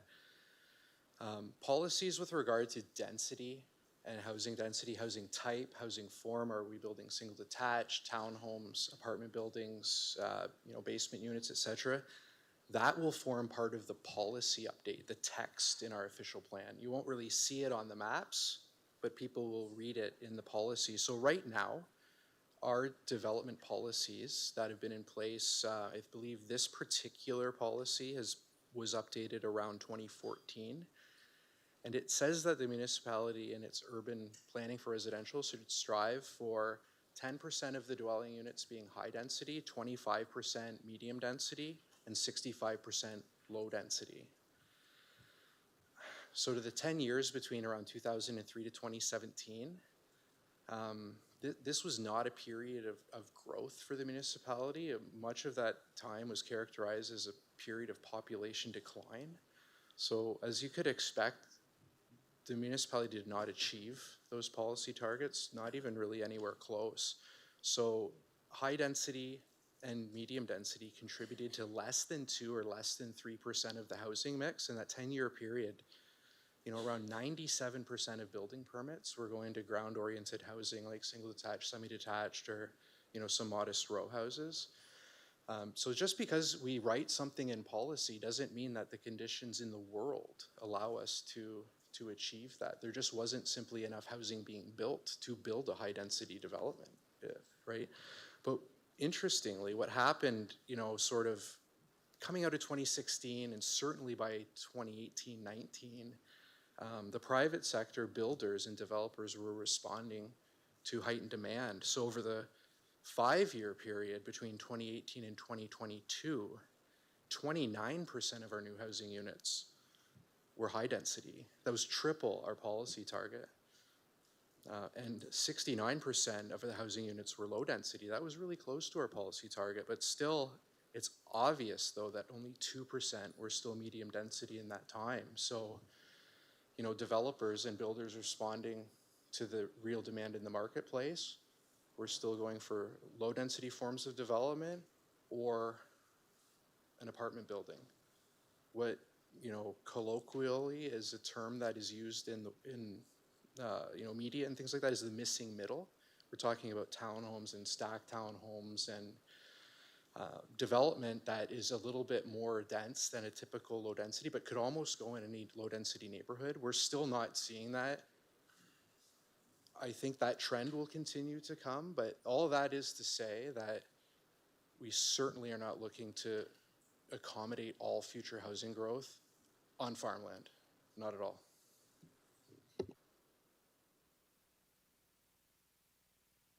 Seeing no other questions now, we'll move on to item 18, infrastructure and engineering services.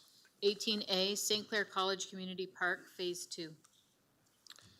Councillor Allen and Councillor Harrigan, can I get you to put on the floor, please? Happy to move it. And I think it's an information report. Do I have to second it? Am I right? I was just testing you guys. You passed with flying colors. On the ball. All right. So Councillor Allen and Councillor Harrigan, and then Councillor Story. Thank you, and through you, Mayor. After reading the report, I had a couple constituents ask me about what we plan on doing regarding Bear Line, the ability to cross safely. A couple of schools that are close by, talking with teachers, they're actually going to have to rent buses just to travel 2 blocks because we don't have anything in place right now. Edward, I know we kind of discussed the possibility of streetlights, sidewalks, crosswalks. Can you maybe speak to that to kind of clarify to people watching? Thank you. Through you, Mr. Mayor, to the councillor. That's correct. This is really a new development, a new park that we have.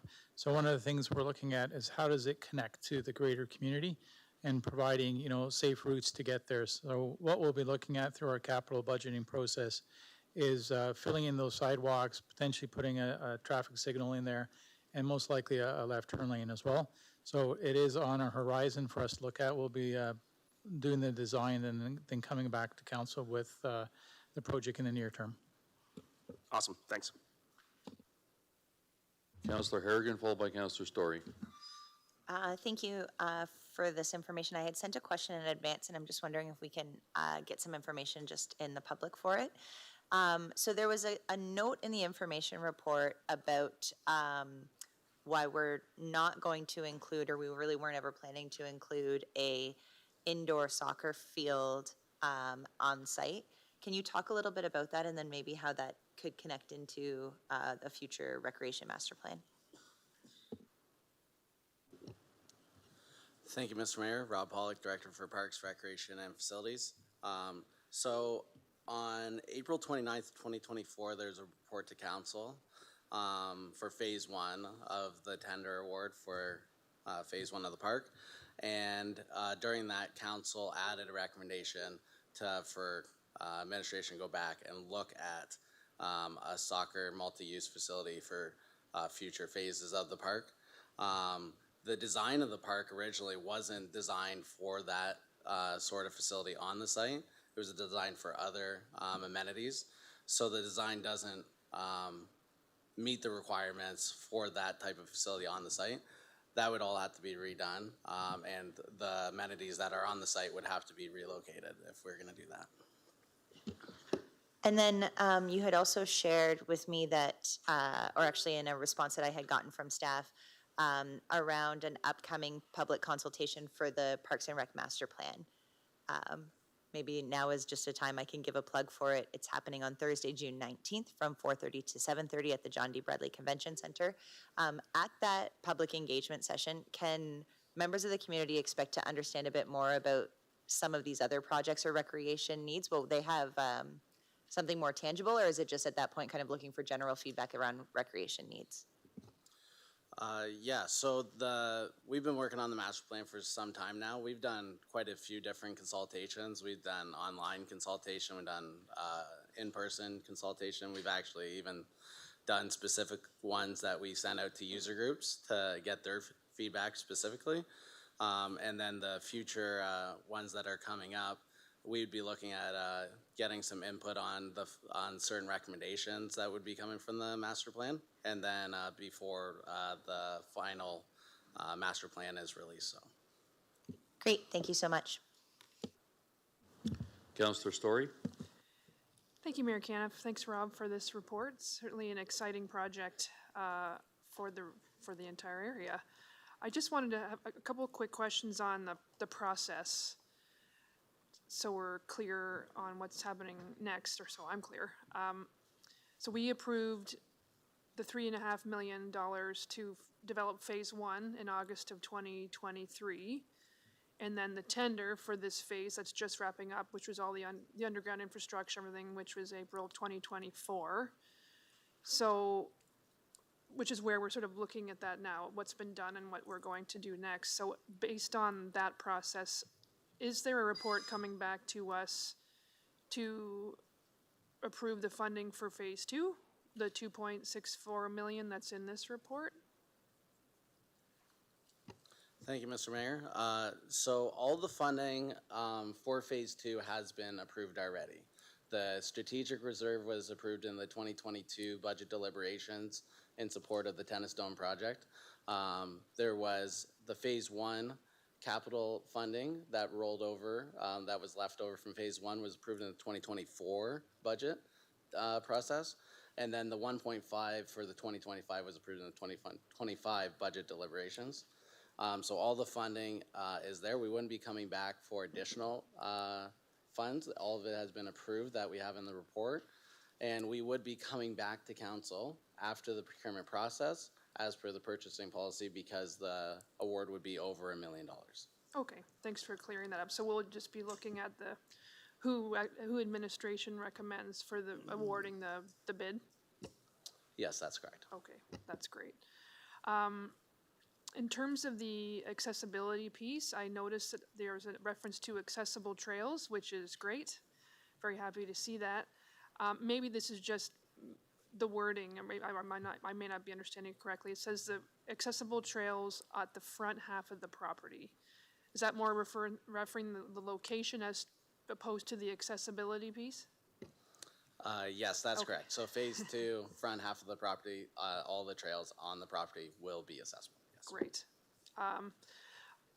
Second half of that piece, I see that you have consulted with several different sports organizations to make sure that their needs are met, which is great as well.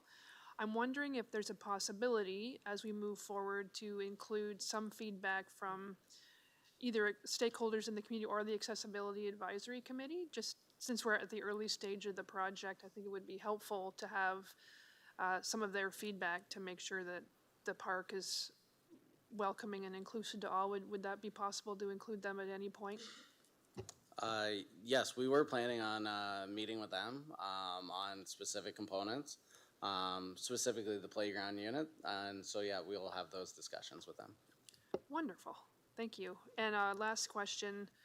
Also happy to see the partnership with Lower Thames Conservation Authority about the tree planting. I actually had a few service clubs mention over the past year or so that this project's been discussed more actively. Tree planting is certainly some of their primary activities. Is this something that we might be able to open up to a few more community organizations if that was a possibility along with Lower Thames?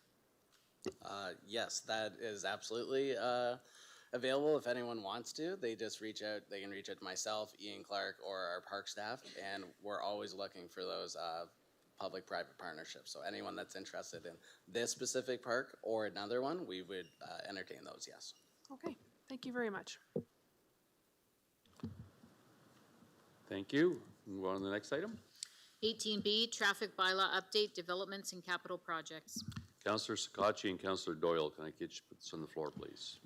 Thank you, Mayor Caniff. Happy to move it. Happy to second this one. Okay. Councillor Sakatchi, followed by Councillor Doyle. Thank you. And just a quick question to maybe it would be Edward's department or Marissa, who the report was from. So I did speak with you earlier, so I really appreciate the identifications of these areas. But what I was just concerned about is being the type of community that we are, we have a lot of interurban communities that come off collector roads. And I just wanted to see when we could potentially start to see some of these maybe rolling out into areas that are approaching our urban areas. Most of our small communities come off of an arterial road or a large highway that is 80 for a stretch of a significant amount of houses. And I just wanted to see if this is something that's also being considered, for instance, on your way through in Blenheim, into other areas like in Tilbury. I noticed that just all those different communities throughout our municipality.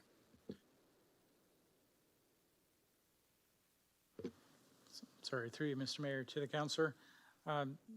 We do have a couple of items right now that are underway. We have our Road Safety Action Plan, which did outline a number of our priorities, and this is one of those where we're going to be looking at the various speed limits, different parts of the municipality.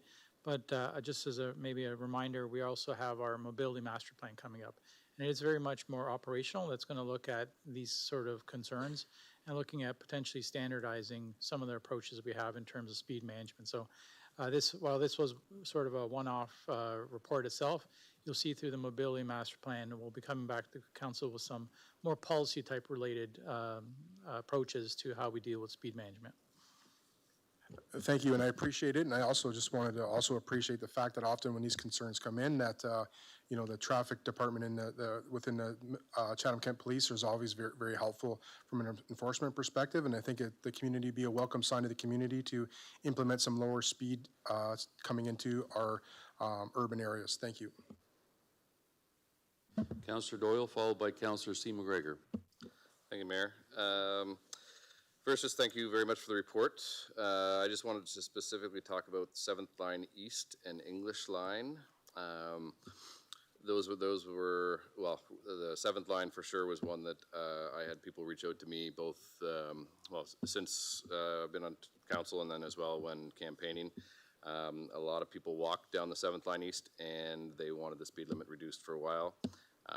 We did get actually a feedback, Anthony, Trevor, and I, somebody who was against it that lives in the subdivision there. So yesterday I did go out and knock on a lot of doors on that road. It was 13-0 that people wanted the 60. So thank you very much. A lot of feedback I got, though, were asking about the sidewalk going from Stonegate subdivision down to Charing Cross Road to kind of connect that up, and then as well down Charing Cross Road to Southside Restaurant. So just I guess I've got a couple questions, but the first one would be, is that in the works at any time or planned to add a sidewalk there? Thank you through the mayor to the councillor. At the present time, it is not. Council may recall that we recently changed our sidewalk policy. I believe it was in the fall of 2023. Prior to that, the residents actually had to provide a financial contribution. And that has since changed, where the municipality is now undertaking those, what I call missing sidewalks in various areas. That change, though, has, we do have quite a backlog, for lack of a better word, of locations where we have to put in those sidewalks. So we can take that location back and assess it in terms of the need for the sidewalk. It is very much a built-up area and providing that connection. But it could be something we put on the list, but it most likely isn't in the very near future, because we do have quite a backlog of outstanding locations that we need to put sidewalks in. Thank you very much. That's understandable. And then just a couple quick questions about the actual signs themselves. So when you're dropping something like from an 80 down to a 60, would there be, I know some of those, the new, like some of the signs have like a new in red above the sign. Is that something that would be done when you're switching the speed limit down like 20 kilometers an hour? Or would it just be the straight change of the sign? Thank you to the mayor, to the councillor.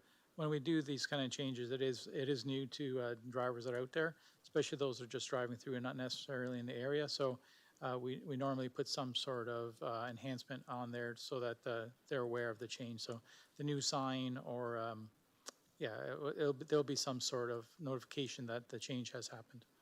Okay, perfect. And then the last question, a couple of people throughout the 80 zone did ask if we were to install, or if we're able to install a 60-kilometer-an-hour sign like partway down the 80, just because people might just assume because there's no houses around there that they're in an 80. So is that something that would be possible, or would it just be at the beginning of the roads and right by the 50? To the mayor, to councillor, we'll follow whatever the signage requirements are in the Ontario Traffic Manual. There is a very set standard for us to do. So I don't have all the details right now, but probably would be 60 ahead sign or something along those lines. Okay, perfect. Thank you very much. Councillor C. McGregor, followed by Councillor Story. Thank you, and through the mayor, through to Edward. Edward, I'm just curious, and I wish I'd have sent you a message earlier, but I don't know, I got missed on it. But there's the one update in here on Nelson Street, and it says the business improvement area requested a change to the on-street parking regulations. The existing 15-minute commercial loading zone on Nelson Street, it's no longer needed, which I understand that. But it says for commercial loading, and a 15-minute time limit parking zone would be better served for its nearby needs. That's not reflecting the actual parking on Nelson Street in that section, is it? Like 15 minutes. I think right now most regular parking is an hour. And I know we've got a library, a dental office, and a restaurant there. A 15-minute parking could cause a lot of anguish for Councillor Hall and myself in the near future. So I'm just curious. It might be just the way I'm reading or interpreting it. I'm going to look to the Director of Engineering to help me out with that.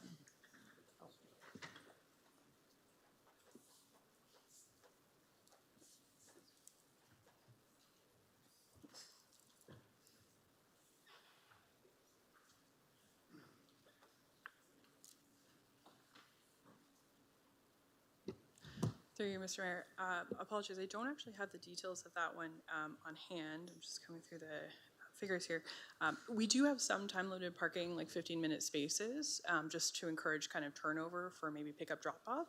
I don't have the specifics on this one. I do know that we consulted with the BI. I'm happy to get that information and follow up with you if that would be helpful. Yeah, if you could. I think the actual regular parking spots are 1 hour. I remember when we did the downtown area and set up the time limits in front of businesses, and the ones there are currently an hour. I wasn't really quite sure where the commercial loading zone was, so I just know that it would cause some issues. I'm sure with even some of the businesses if it changed from a 1 hour to a 15-minute, because often you can get in and out of the library, or you can get in and out of maybe your dental appointment, maybe not the restaurant, but so I'm just curious because the company we have hired for the parking limit, that enforces the bylaws down there. He's pretty on top of things, and I hear enough problems for people that are slightly over their time, they get fined. So I know 15 minutes would be pretty crazy in the downtown core for a changeover. Yeah, understood. Just to clarify on this, so this wouldn't be converting existing 1 hour parking to a 15-minute. We do have a commercial loading zone, which isn't permitted for any residents to park in anyways. That's converting that space to a 15-minute for residents to be used for pickup drop-off. So this wouldn't be taking away from the current 1 hour parking.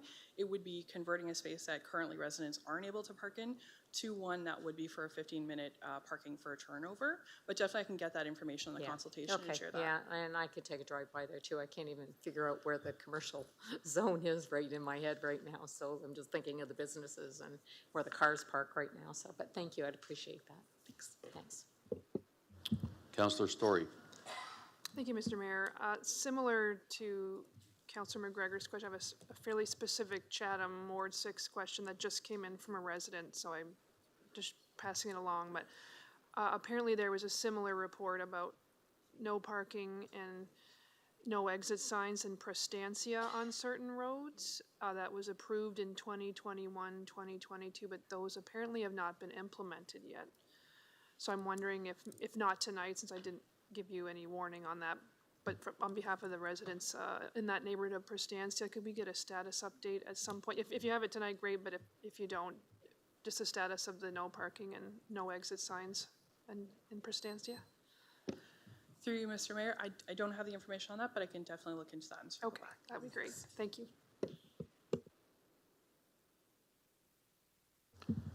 Seeing no other questions, we'll put it to vote. Councillor McGrail? Yes. All votes are in. Motion passes 16-0. And 18C, motion by Councillor Bondi regarding dust suppressants. Councillor Bondi. Thank you, Mayor Caniff. I'll just read it. It's like one sentence.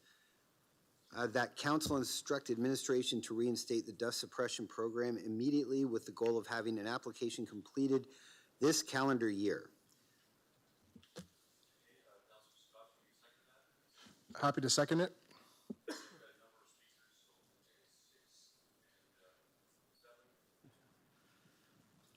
Okay, Councillor Bondi, go ahead. Great, thank you. Where this came from, I was at a KFA meeting, Kent Federation of Agriculture. I think in the early winter, or sorry, like just in the new year, and the meeting wasn't about dust suppressant, but this came up. It was a lot of rural people were at this meeting, and they said, you know, there's a lot of discussion about what they don't get, and this came up, and I thought, well, gee, I remember that, but I recalled being told that it didn't work, so I asked, like, does it work? And I've heard from a lot of different people since this has kind of circulated that, yes, in fact, it does work. It's not perfect, but it's relatively effective if it's done properly. And I've learned a whole lot about dust and dust suppression in the last 3 weeks. And, yeah, apparently it really does work. And I won't go on and on because the people that gave the deputations, they live there, I don't, so they get this stuff better than I do. And just to be clear, I'm bringing this back, and I'm obviously a city guy, but many of the rural councillors couldn't because they voted in favor to not cut the funding. I voted to cut the funding, so that gives me the ability to bring this back. So it's pretty simple. We could bring this program back. We had heard earlier that there wouldn't be time for, sound like a police car, so, that there wouldn't be time, that no contractor would be able to do this. So Harold Marcus Limited has been doing this for like 30 years, right? This is what I was told. So I called them because I just want to do my homework and see if it's impossible. I would just pull this motion altogether and just say, well, I guess we'll have to skip this calendar year.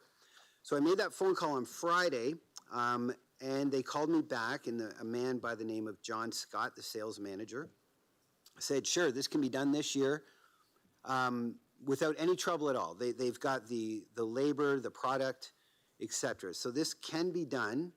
And these guys have said, you know, we've been doing this for years and years and years. It's not, again, it's not perfect. There's maybe better ways. But the notion that it washes away by rainfall, yes, it does. That's why we've been doing it every year. So it's like somebody had mentioned, you know, if you get your house sprayed for spiders, it doesn't last 40 years, right? Like it's that kind of thing. So anyway, I think this could work this year if council gives the direction to staff to move ahead with this. Now, in the critique of my motion, there's talk about how a report would have to be written, a tender would have to go out, et cetera. I don't think I agree a report could come back to council if we want to consider doing this differently next year. Maybe a different application process, a different chemical product to be used. But for this year, I think we could single source this out to the company that's been doing it for 30 years and get this thing started pretty much right away. Like, again, this program's not perfect, but it's, you know, it's better than nothing. And if somebody wanted to make a friendly amendment that a report does come back with maybe a different direction on this for next year, that would be fine. But for this year, I hope we get the votes to help these folks out. And again, you heard them, and I've heard them for 3 weeks telling me how dreadful this can be with, you know, this dust. And I don't know if everybody else has gotten the photos and videos that have been sent to me, but yeah, it's a big problem. It's a solvable problem, and you know, we tend to sort of ignore rural folks from time to time. And this is one of those things that we can do. We could do it tonight, and I think it would make a lot of people very happy. So I hope I get the support. Thank you. Councillor Sakachi, followed by Councillor Harrigan. Thank you, Mayor Caniff. And just to Councillor Bondi's comment about the actual motion being one sentence, I do think that it's important to add a little bit more substance to it. I'm happy to support the conversation, but I think it's important that for transparency that we do put in there at an estimated 0.8% tax increase, just so the community knows what this is going to cost, because then the figure is in the report. But additionally, too, I've never seen a motion like this without a funding source, and because the budget's already passed, if it's happening this year. So just a question to the motion mover, where are the sources to be identified? Go ahead, Councillor Bondi. Okay, thanks. Yeah, sure. Like the tax implication, if you would like to have that in the motion, I think that's fair. Sorry, I did miss that. And as far as where does the funding come from, I would leave that up to administration to make that determination. It would come out of a reserve, presumably, but I think that would maybe be a better decision made by administration if we approve it. Thank you, Councillor Bondi. Through you, Mr. Mayor Caniff. To Mr. Quinton. Mr. Quinton, are we not supposed to identify that to you what reserve we would want to take that from, or are you guys okay with just selecting whatever reserve you feel is most beneficial? Thank you, Mayor Caniff. So there's no reserve available in the public works area. So it's not as if we used to have a winter control reserve that we've drained that in previous budgets. So there's no reserve sitting there with funds in it. So I don't have a recommended reserve to take it from. You could charge both 25, whatever is put down, add it to the 2026 budget and double up. So you could have a 1.6% tax increase next year to repay, one time to repay the 2025 amount, and then ongoing for 2026. So you could add that to the future year tax increases. You could area rate it. This is for the rural areas, so that would work out to about a 3% increase. And then adding the one time for 2025, if you put one application, let's just assume it's half that amount or 800,000 for 2025, you could area rate that also in 2026 to recover it.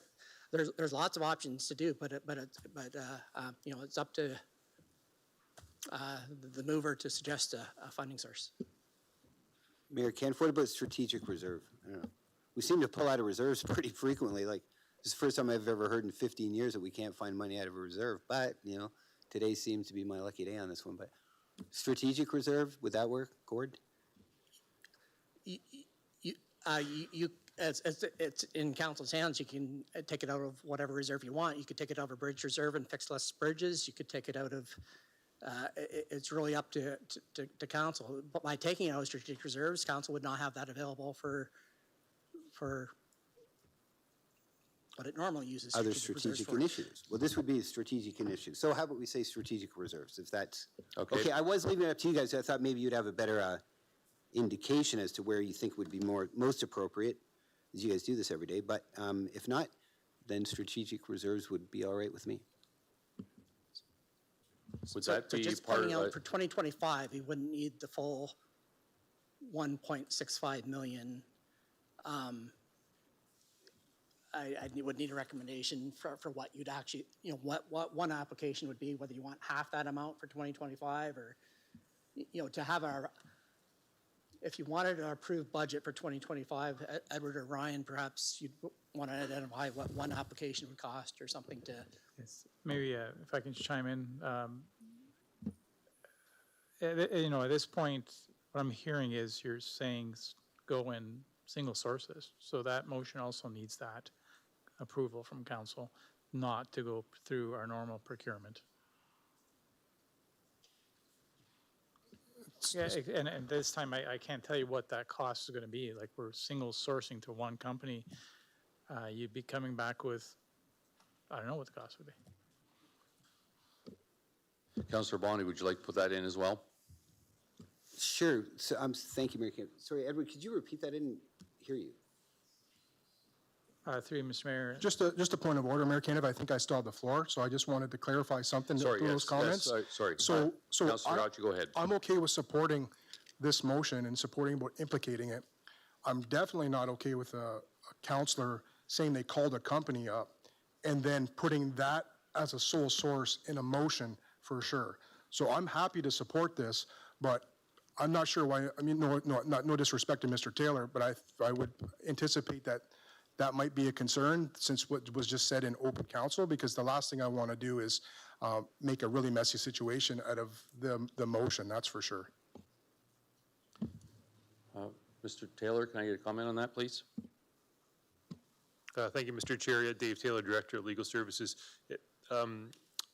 That approach of calling an individual business and procuring services in that way would not follow the municipality's procurement bylaw.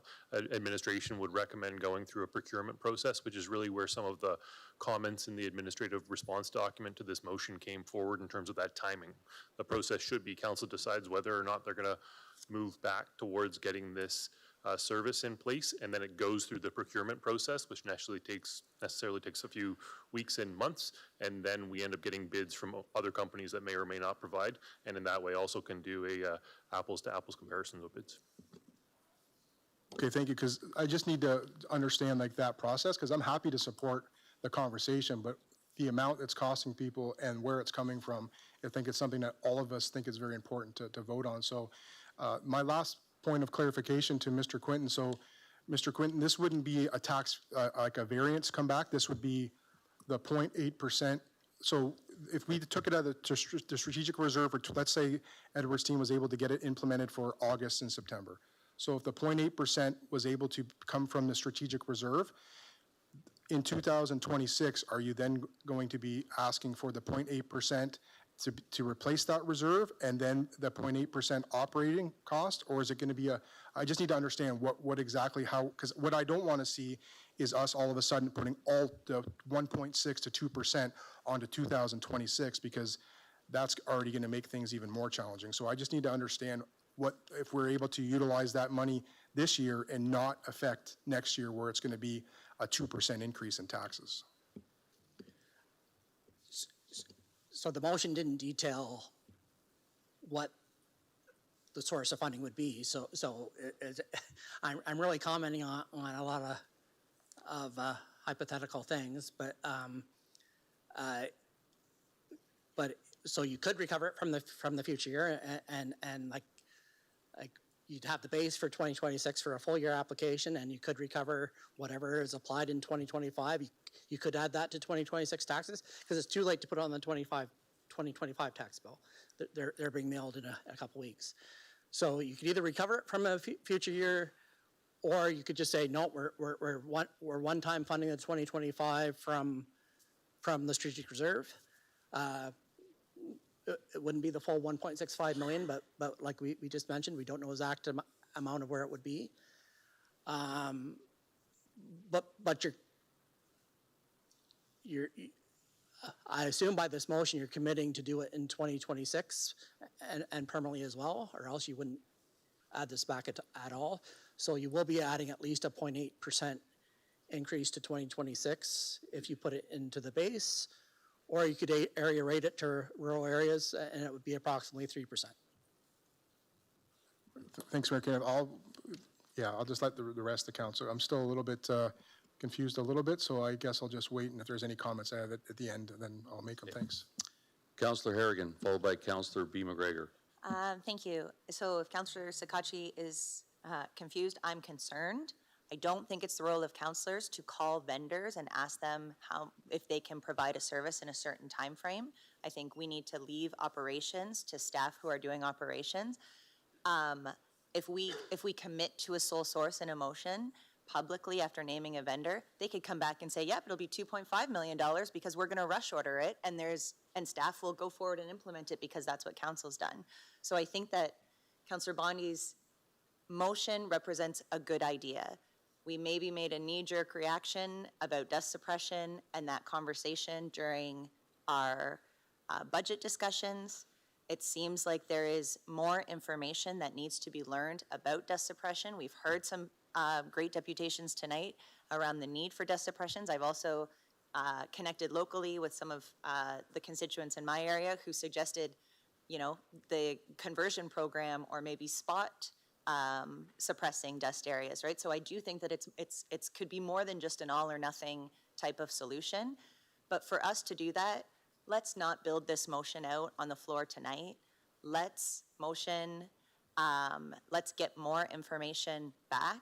Let's understand the differences between sodium chloride and magnesium chloride and bromide and all of the different applications and how they are or are not more impactful, and then hear from our staff around what those cost implications could be going through a proper tender process. So with that, the way that the motion is worded, I don't even want to refer this back to staff to get more information, but I'll be voting against this and will happily support an information report or a conversation at budget to bring this back. But I don't, this shouldn't be rushed in this way. This is not the way to have strategic council conversations. This just gets us into really messy situations, potential legal situations, because who's to say there's not another vendor who could also provide the service in the time that we need. So I'm concerned. So I would like the constituents in my area to know that I certainly support revisiting or reconsidering dust suppression and all of how we can continue to support rural infrastructure, but doing it this way is not a good use of taxpayer dollars. It's not doing our diligence that we need to do as council members. Councillor B. McGregor, followed by Councillor C. McGregor. Thank you, Mayor Caniff. I agree with much of what Councillor Harrigan said, and I think it feels very much like we're in a budget meeting and we're in a council meeting, and I think often we can fall into that trap of starting to do budgeting in council meetings and really tie our hands together when we end up in budget. And I think for some context, when we discuss this at budget, I think part of the support to remove that that money from the dust suppression program was that a component of it was diverted to the gravel conversion program. So when I look, it's in the report, it's $1 million that was moved over. But I think looking at investment and the recent motion about $20 million in debenture to upgrade those roads, when we look at what the problem is, which is dust, we have to look at what a reasonable solution is. And I don't think deciding what the solution is tonight with this motion is the best way to do it. I think getting a report on what the solutions could be, that could be different from what we did in the past, that could be spot use at intersections, could be increasing investment in that conversion program. I think that makes a lot of sense. So I think just picking a solution because there's a problem when it's not the best solution isn't good policy. So I definitely support going back, getting a report, understanding what our options are, and then going forward with actually addressing the problem. You know, I understand it's getting kind of messy tonight. I would feel more comfortable referring this back to administration, to budget, the budget process, with the expectation of a report on dust suppression best practices, including a review of what we've done in the past and options going forward in the future. So I'd make that motion. Councillor Harrigan, you'll second that? Yes, I'll second that. Okay, I'll take discussion on just deferring it to the budget process. Councillor Doyle? Point of order, can you, I talked to Ryan about this. There was an error in that report, and that's why I was shaking my head. We talked today. Would you be able to go over that? Because in the report, it says that 1.6 was taken out, 1 million was going to the gravel road conversion program, 600,000 was going to buy down taxes. That was actually Councillor Sakachi's motion with regards to doing the adding the gravel every 4 years as opposed to every 3 years. The dust suppression that we took out was a straight tax reduction. Nothing actually went to the gravel road conversion program. Or, yeah. Can you confirm that, please? Thank you, Mr. Mayor. Ryan Brown, Director of Public Works. I agree with Councillor Doyle. There is an error in the notice of motion response form on page 1 where it says that 1 million was used to increase the gravel road conversion program. That was actually the motion directly before during the budget meeting. So not to confuse that, we're not talking about graveling roads and using that money to increase the gravel road conversion program. It was a $1.4 million cut to the operating budget to remove dust suppressant services. Any other questions regarding referring to budget? Councillor C. McGregor, then I'll go to you, Councillor Bondi. I understand the need to get the information back. Simply referring it back without further direction and you know, some motion moving forward on it. I could probably live with it being referred back if we also indicated that we have administration proceed with a process for consulting and sending it out to get an RFP on it. In the meantime, also providing us with information so that the process, should the process move forward, and that it is available to have something happen this year, even if it's only half. I think Mr. Quinton said that it would be half of that amount to get at least one coating of dust suppression on this year.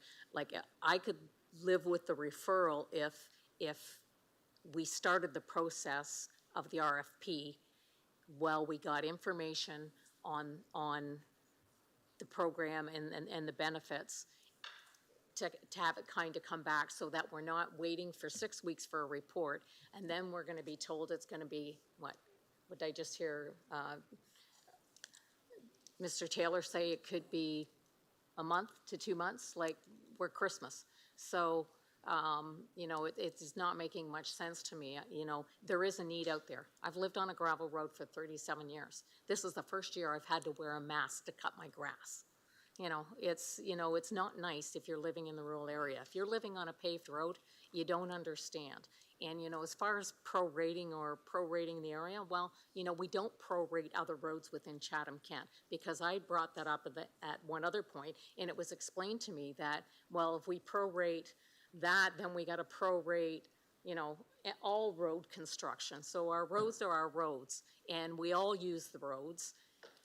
Maybe we don't all use country roads, but there are other people that are not living in the country that use those roads on a regular basis, including the PUC, because I live right down from a water intake station that is on a gravel road that is being used by the municipality. So I don't think a prorating is a way to go. So if that referral could be modified to include directing administration to work on an RFP and to bring information back to us within a reasonable amount of time so that we could then make a decision, but get the process started, then I could live with that referral.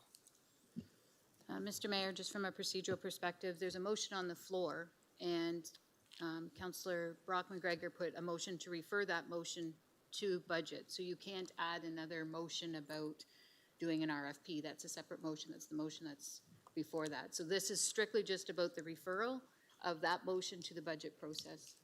I have a point of order question. Should this motion, so this motion fail, we'll go back to Councillor Bondi's motion. Should this motion pass, Councillor Bondi's motion would then kind of, this refers that over. Could Councillor C. McGregor then put forward another motion on the same topic to ask for a tender process to be initiated for 2025 dust suppression, reduced dust suppression? My understanding is that is what the first motion is about the 2025 dust suppression. But the, Except for he's talking about sole source and, Yes. right, so that's. Sole source isn't in there at this point. so, can I ask a question then?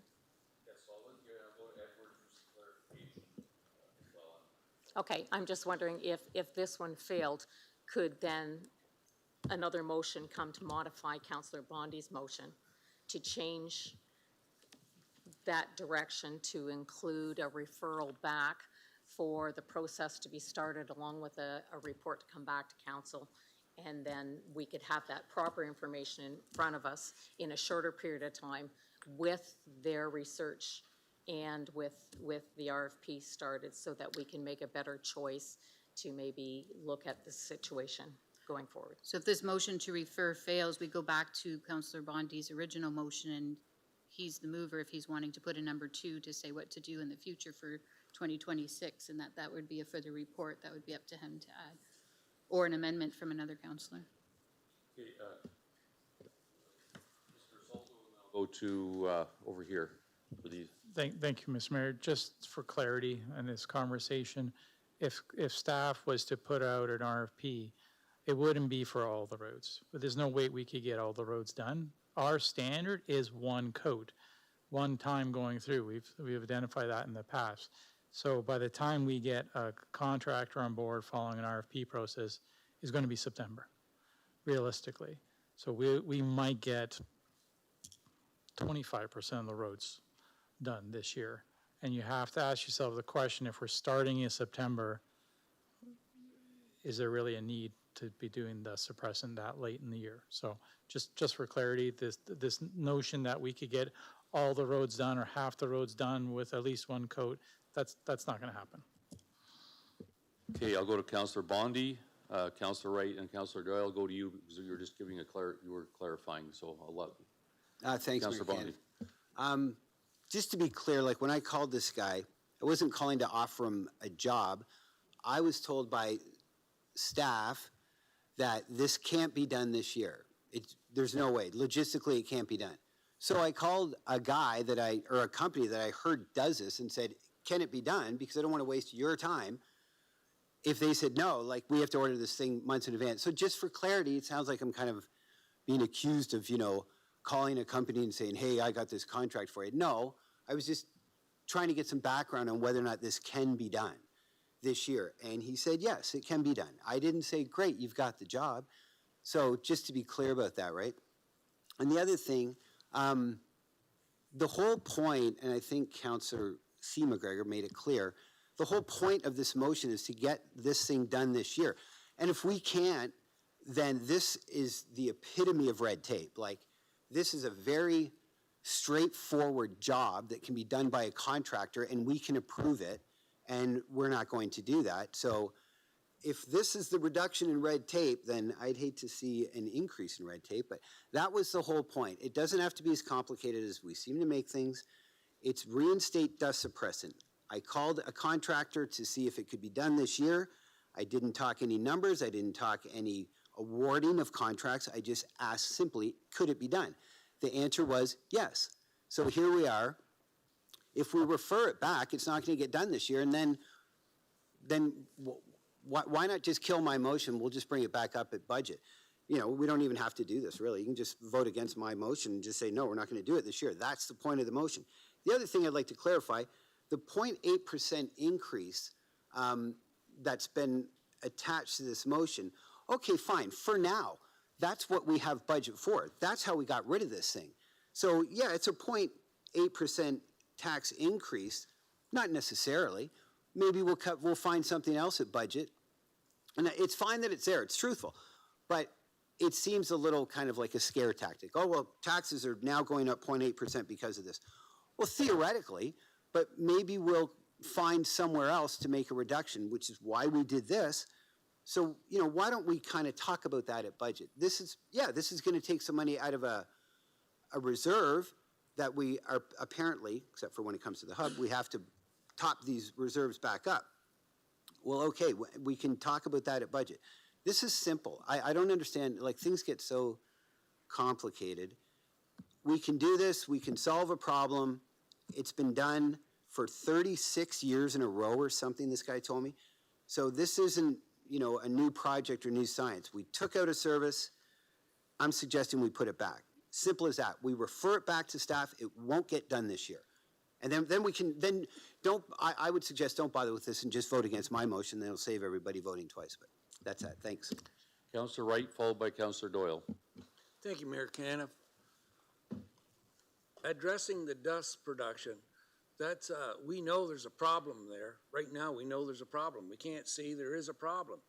Right there, we're admitting that we have a problem. If there's an accident on a back road, we're admitting to it with that in that motion right there. Like there's a problem. You can't see nothing.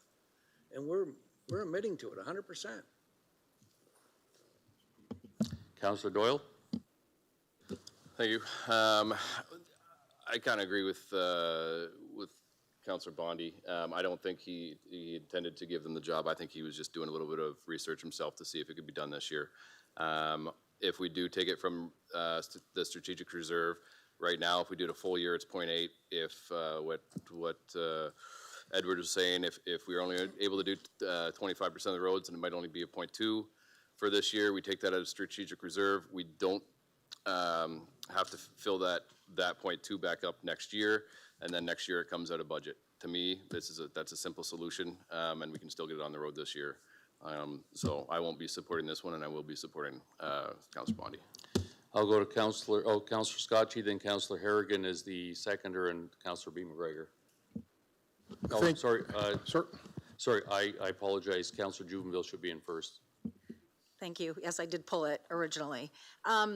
I support what Councillor Carmen McGregor is saying as well. I get it, and I understand all the concerns from everybody.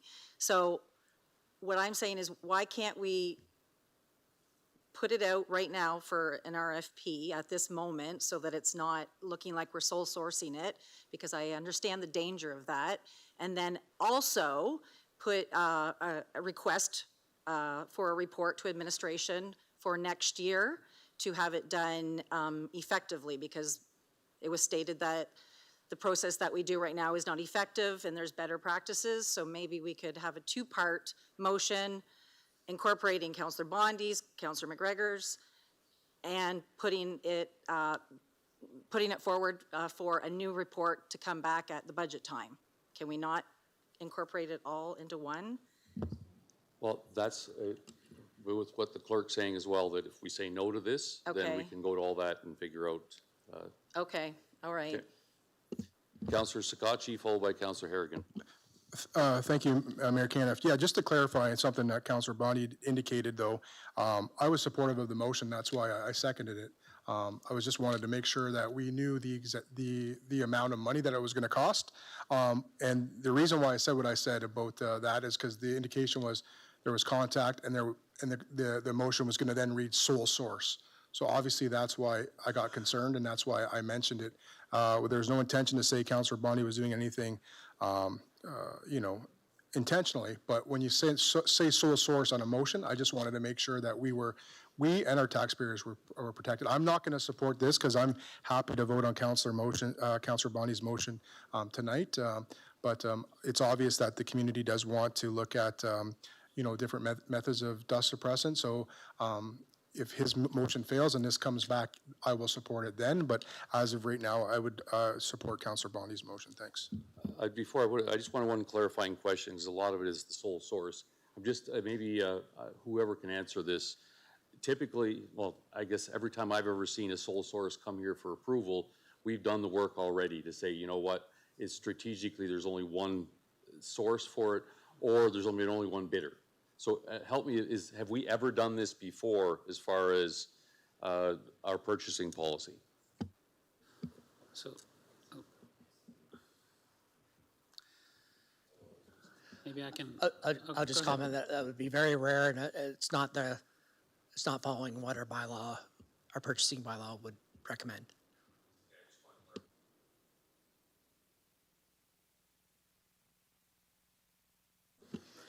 Yeah, I guess the only thing I would say about this is that I remember during budget time really advocating to think carefully about removing a service without us getting the research, really understanding what the implications were, and then us having a conversation to say, this may not go over well with constituents. And certainly it hasn't gone over well with constituents, and we hear that.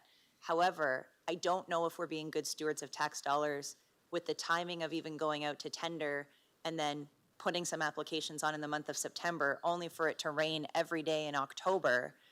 I don't know if that's a good use of taxpayer dollars, which these are big taxpayer dollars. It would be $500,000 to do that even just once, right, with the total cost. And so it's going to be a dusty, crummy summer, but also sometimes we have to pay politically for the decisions that we are making in the moment when we're really looking at budget, right? And I think in this case, I'm happy to also say maybe as council we got it wrong in removing the dust suppression, but that doesn't necessarily mean we should be, if we wanted to do it this year, if we realized we got it wrong, we should have brought this motion in time to do the tendering process. We really have to respect that tendering process. And so anyway, this just tries to have us think a little bit slowly about what we want to do for that level of service. But if not, we can continue to edit Councillor Bondi's motion too. That's fine. Councillor Reid McGregor. Thank you. Yeah, this is mainly to the referral, and I think, I certainly understand Councillor Bondi's intention, but I don't think it's a good idea to just vote it down and then vote no on his motion, or if we vote on this, to just throw it out. The intention of referring it is to get that information back, because I think we have to make that decision with information. What I don't want to do is kind of do nothing tonight, and then we get to budget and we say, let's put dust suppression back in. We have no report that talks about the best way to do it. We have no report about our options. So I think we need that information to, just as Councillor Wright said, we identify there's a problem. Gravel roads are dusty. Let's figure out the best way to deal with it, the best way to invest those dollars. And I agree with Councillor Harrigan's point. If this was a January meeting, it would be pretty easy to say, yep, let's go out for tender. We can get this done the right way this year, the same way we've done in years past. But we've missed that mark. We're into June now. So unfortunately, we're past that point. I think my decision in January versus June is different. Had we brought it back then, I think we'd be having a different discussion. But I think my motivation for this referral is to say we need more information. We shouldn't rush this process if we're going to reverse it, and we should figure out how to do this the best way. At the end of the day, that's best for every resident, regardless of where they live. And we've heard that there's an issue, a long-standing issue that predates this discussion with how to best deal with these roads. And I think that referring this back, getting more information, and then making that decision in the context of budget is the best way to move forward with this. Okay, with that. Yeah. Mr. Crew, go ahead. Just clarification. So on this motion, this report that will come back, we're not waiting until budget for that to come back. That can come back as early as August if it's ready. But will it? I don't- Ask it to come back. It's coming back at budget, for the budget process. This motion says it comes back to budget. Motion for the budget update process. Okay, Sorry, Councillor Crew, yeah, so how it reads, sorry, I'll get you, Councillor Bonnie, sorry, Councillor Crew, yeah, and I'm just wondering if Councillor B. McGregor would just put something in there to say that the report will come back so that we can properly get consultation, because we didn't do it right. I agree, we didn't do it right. And I would just like to get that back before budget so that we're not sitting there thinking about cuts again. Yeah, I think we could change that referral motion instead of saying include the updated report, an updated report in advance. I don't know, to Mr. Soldo, like what the timeline for that could be. Yeah, thank you through the mayor. I think this report we could get to council in September, so there's opportunity to have consultation on the report, the various methods, and that way we'll have time. It's not actually part of the budget process. There could be a business case then built around the direction council gives us. does that make sense to you, Councillor Crew? Then we get the report well in advance, so we have time to absorb it. Sorry, Councillor Bondy, you have any other clarifications, or? Sorry, can you turn your mic on? Motion by Councillor Bondi, read dust suppressant, like, that's not my motion, so that's, Councillor Bondi, that's the topic we're on the agenda, and we're still on that topic, so that's why it's up there. oh, okay, well, my neighbor here said, make sure you clear that one up. Okay. Anyways, with that, we'll put it to vote. Councillor McGrail? No. Motion fails 8-9. All right, Councillor Bondi's back on the, back on. So, if we get his motion up.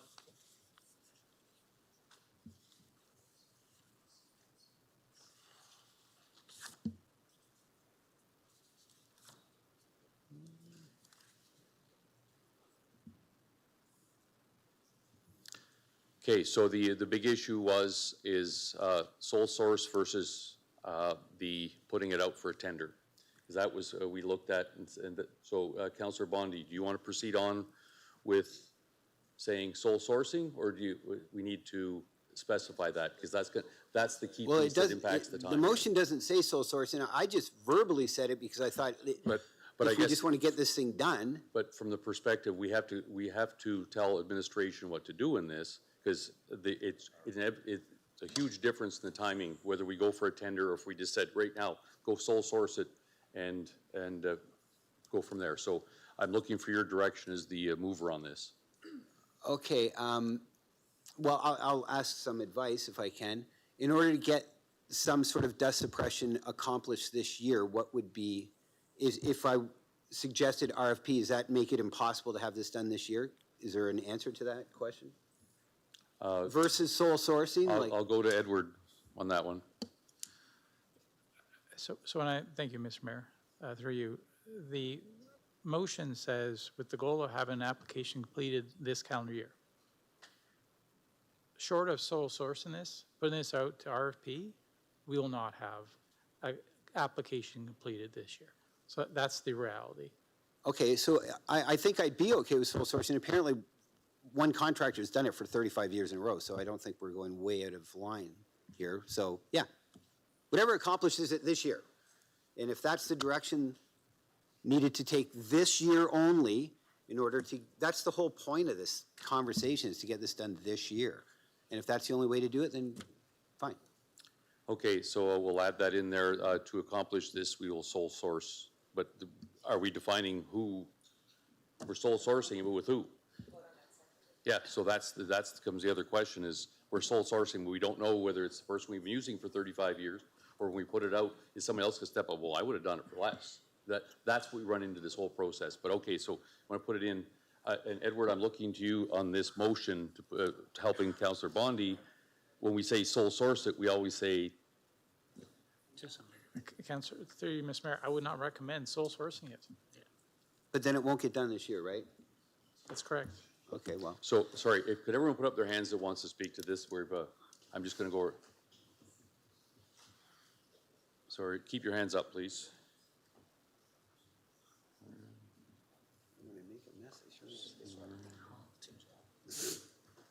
Story. Okay, I'll just start and go around here, okay? Is that all right? Oh, and Councillor Hall. Any others that I missed? I've got Jubenville, Harrigan, B. McGregor, Hall, C. McGregor, and Story.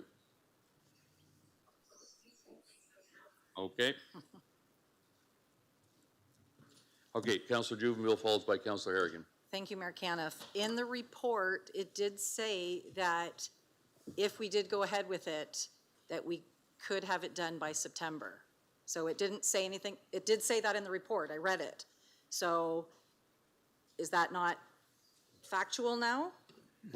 Thank you, Mr. Mayor. Ryan Brown, if I can make a clarification. The report says that if direction's given tonight, that we would tender by the time council meeting dates, it closes, it comes back, it's in the August meeting. Remember, there's only one meeting in July and August. That applications would not start until September. And if you remember from the original notice of motion and historical reports I've been here, typically we start in May and are ending in August. So if we start in September, as Mr. Soldo said, it's not going to be practical to get it all done. Okay. Okay, and can I add onto this, just so that we have a report that comes back, because there's so much, it's so convoluted, that council request a report from administration in time for next year's procurement in order to make a decision on whether to reinstate effective dust control on gravel roads. I did send that, so can we have that as a part 2? I don't know, I'm just trying to, if this, okay. So that we can have a report to come back at So some I just need to point. clarify that we've made a change, and I didn't ask Councillor Sakachi if he's good with, he was seconded this original motion. Mayor Keniff, I would like the sole source aspect be separated, because I'm supportive of Councillor Bondi's motion, but not as a sole source. So it'll have to be, I'm not sure to the clerk. Yeah, unless we vote on sole source. I'm not sure that because I'm supportive of his motion. I'm not sure why it's like it's. We'll separate Councillor Bondi. Actually, I'm okay to take the sole source out. If you want to RFP it, if that's the better process, at least something will get done this year. So, okay, yeah, you can remove that. Okay, so we're moving that. Okay, so Councillor Juneville, you want an addition to Just a report to come back to council. Okay, so. In addition, because this is kind of spontaneous, so that we can actually have a good, effective report that also comes back. And you're looking for timing of the report? As soon as possible. Okay, so I guess we talk about September or whatever, sorry. August, I think they said. Okay, whenever, sorry, Edward, what's a good time? September? Okay. September. So, Councillor Bondi, are you good with this addition? Well, I guess that's as good as it's going to get, so sure.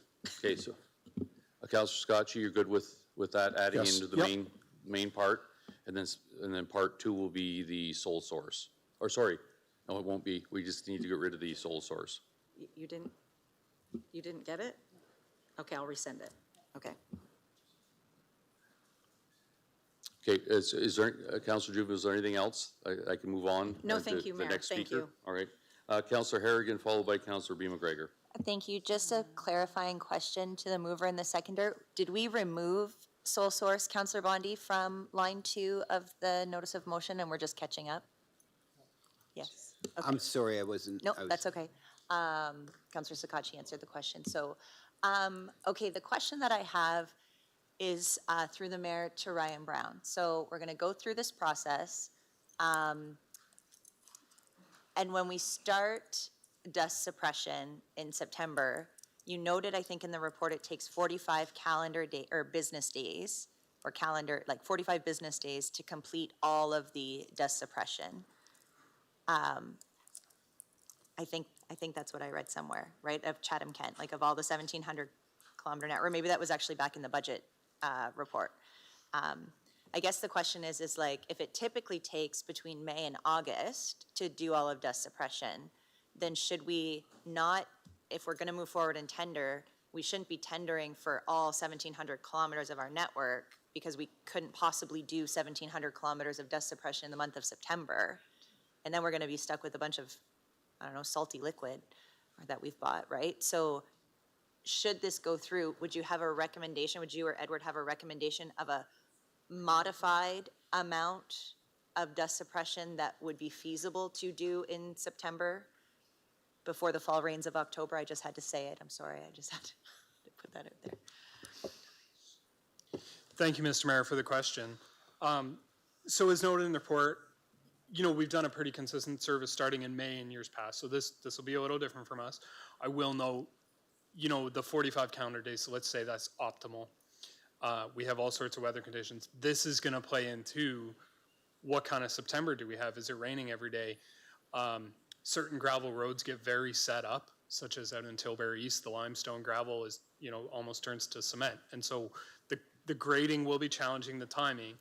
Previous contracts have been a, like a per amount price, per weed or per truck kind of a thing, with an estimated quantity. And so I think that's something, if this motion passes, staff is gonna have to take back about what is gonna be practical, and craft that tender appropriately, so that, as you said, we're not going out for tender for a bid of, you know, it's in the millions of liters that we may have to adjust that. But this is why it's going to take a little time to start drafting the tender and make sure we're getting it right before it's released. Right, and then also, should this go forward and we administer dust suppression in the current year, can we assume that strategically you would leverage like our Ask CK or our Info CK about complaints, right? Like we're still, even though we're not delivering the service, we're still getting people calling in and complaining about dust and the need for dust suppression, right? Like, is that how we would approach the service delivery, is just look at targeted high complaint areas or high traffic areas? Because again, we can't do it all, so how will we decide what it is that we're going to do if this passes? Yeah, multi-part question there, I think. One would be, if we're gonna start later, we do a tender process, it closes, it has to, due to the value, it has to come back to council to be awarded. And so we historically have done different patterns about how we start, if it's north to south or the busiest roads. And so we would have to look at that. We would be probably starting with our busiest roads. Also, our new graveling program also kind of happens at the same time, which can be dustier than when you apply the new gravel. So we're going to be looking at, say, new gravel roads that we haven't done yet, the busiest roads, to kind of where do we start with the resources we have. I will say before the meeting, I did review, as I mentioned in the report, typically, I believe I said we have between 100 and 300 formal complaints logged annually. To date, we have only received 14 this year. I do believe summer has just started. We've had some pretty average rainfall for the spring kind of period. So, but overwhelmingly, we have not had too many formal complaints compared to previous years. Right. Service. We've got more as council, though. It's something we would have to be tracking going forward. We have instructed the customer service call center that if they get a call about dust, to log it formally, even though we're not offering the service, so that we have this data. Right. And then my next question, and I see our CFO is speaking to the clerk, so maybe they're also talking about it, but normally when we go out to tender for projects, or when we look at going to tender for things, we have like a budget number, right? And this kind of refers to the 0.8% tax increase, which is like that, whatever it works out to be, 1.6 million. But if we're getting a tender in based on like the volume used, I'm not sure if it's going to be a 0.8 tax increase for the current, like I think it might be more like 0.2 if we have such limited time, because like we're not gonna dust suppress in the month of October. We're just not gonna do that, right? Maybe that's a CAO question, I don't know. Yeah, I think the challenge is we don't know. I think, Mr. Brown's been very clear that we'd have to go back and look at it because we don't have the usual 4 months that we have, so we'd have to take a little bit of a different approach. I would agree that it's probably not going to be 0.8, but we won't know until we do the work and figure out, well, what would make sense for us to do in the short time that we have in the remainder of the season. And then we'd have to have the discussion, if this is going to sole source, we'd have to have the discussion with that contractor. If it's not, then that's something that we wouldn't know until we got the information back. I do think that sometimes we get better pricing if it's spread out over time, because then if people have other jobs, they can choose when they want to do it. So I think it would be dangerous for us to guess at this point if it's 0.7, 0.6, 0.4. But the good news is that if it doesn't go to sole sourcing, it's going to come back here, as Mr. Ryan said, for a council decision. So you'll know how much you're spending, when we come back to you, because we'll have a budget for that in mind. Right. Okay. And then last question, Mayor, but I will ask if we can vote on the first paragraph separately from the second paragraph when we go towards vote. The last question I have is,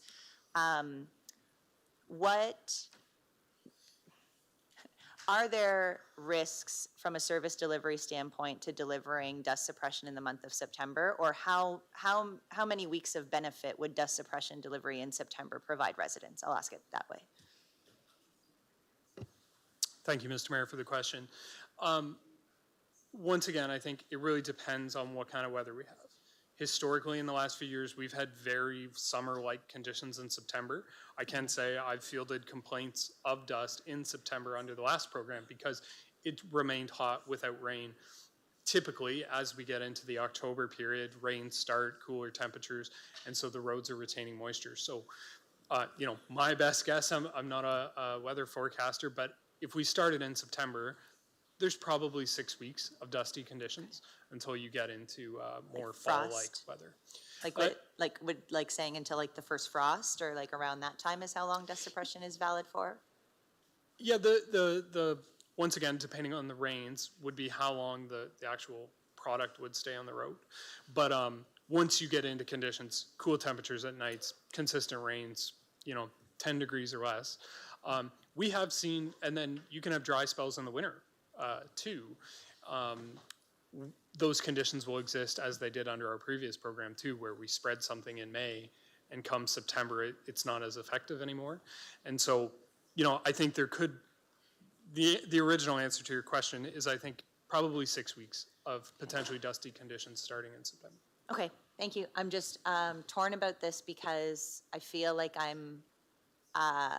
want to be supportive of our agricultural community and people who live on rural roads. I also want to make sure we're using best use of dollars, and I'm quite certain that in the months of June, July, and August, we are still going to have a lot of emails from people who are complaining about not having dust service, and when we apply it in September, I can already see the social media posts saying, and look at Chatham-Kent applying dust suppression right before the fall rains come. Good work, right? So it's a tough balance about responding to feedback that we've had and being good stewards of dollars. So that's all I'll say. Sorry, go to the clerk. She wants to add something into the discussion. Thank you. I just want to clarify number 1. So my understanding, and please clarify if not, but it's saying that we reinstate dust suppression program immediately. And I don't think that that's the goal now that we have number 2, that we're getting a report to decide whether we're going to do that in 2026. So I think number 1 is just about doing it for 2025. And you want to report number 2 to, for the 2026. That'll come at budget and you can have that conversation. And if that's the case, we don't have a 0.8% tax increase beginning in 2026. We're just covering the cost through the strategic reserve for what we can do in September, whether that's 0.2, 0.3, it's whatever they can get done. If it rains, I'm not sure. So I just wanted to clarify that we may need the rewording on that because we're not reinstating it here. We're going to reinstate for 2025 and then decide under number 2 when the report comes back. Councillor Bondi, are you good with modifying that to reflect that? Yes, Mr. Mayor, sure, thanks. Okay, Councillor Scott, you're good with that as well? Just looking forward to voting on it. Okay, well, we've got, 6 more speakers, so. Yeah, Councillor B. McGregor, followed by Councillor Hall. Very quick question. Regarding number 2, does that wording for Mr. Soldo, does that tell you to come back with a report that would investigate best practices, other options for dust suppressant? Because I don't just want to report on here's what the old program did, it didn't work, no other options. I want to know what everyone else is doing. I want that more fulsome report so that we have more to talk about. Thank you, through the mayor. That's implied. We'll take that back as direction. Okay, thank you. Councillor Hall, followed by Councillor C. McGregor. Thank you, Mr. Mayor. Just a couple of questions about our strategic reserve. And for what I understand, the 1.6 million was pulled from budget, and it's safe to assume that it's probably not going to be that 1.6, as we're not going to be able to do the full program this year. But I guess where are we at with that reserve right now? I know it always comes up when we don't know where else to pull from, we pull from strategic reserve. So where are we at with our strategic reserve? And it's just wondering for the flexibility of that reserve and for council for the second half of this year for other projects. Thanks. I'll just need a second to look up at where we're at. While Gord's doing that, I'll ask my second question, then my last question. And I think it piggybacks on some of the questions Councillor Harrigan asked, but maybe Edward or Ryan, if you could comment on, how it's been, I guess, so far this year. So this is the first time that we've completely removed the dust suppression, and we've heard obviously from residents and from the deputations today about their concerns. But, have you done as a staff a review now that the program hasn't been there? Have you created any data, I guess, on how it's gone? Obviously we've heard from the residents and their concerns, but has staff done any, I guess, analysis of how that's been? Has it gone as you expected? Is it going better? Has there been any analysis that you can share, I guess? Thank you, Mr. Mayor, for the question.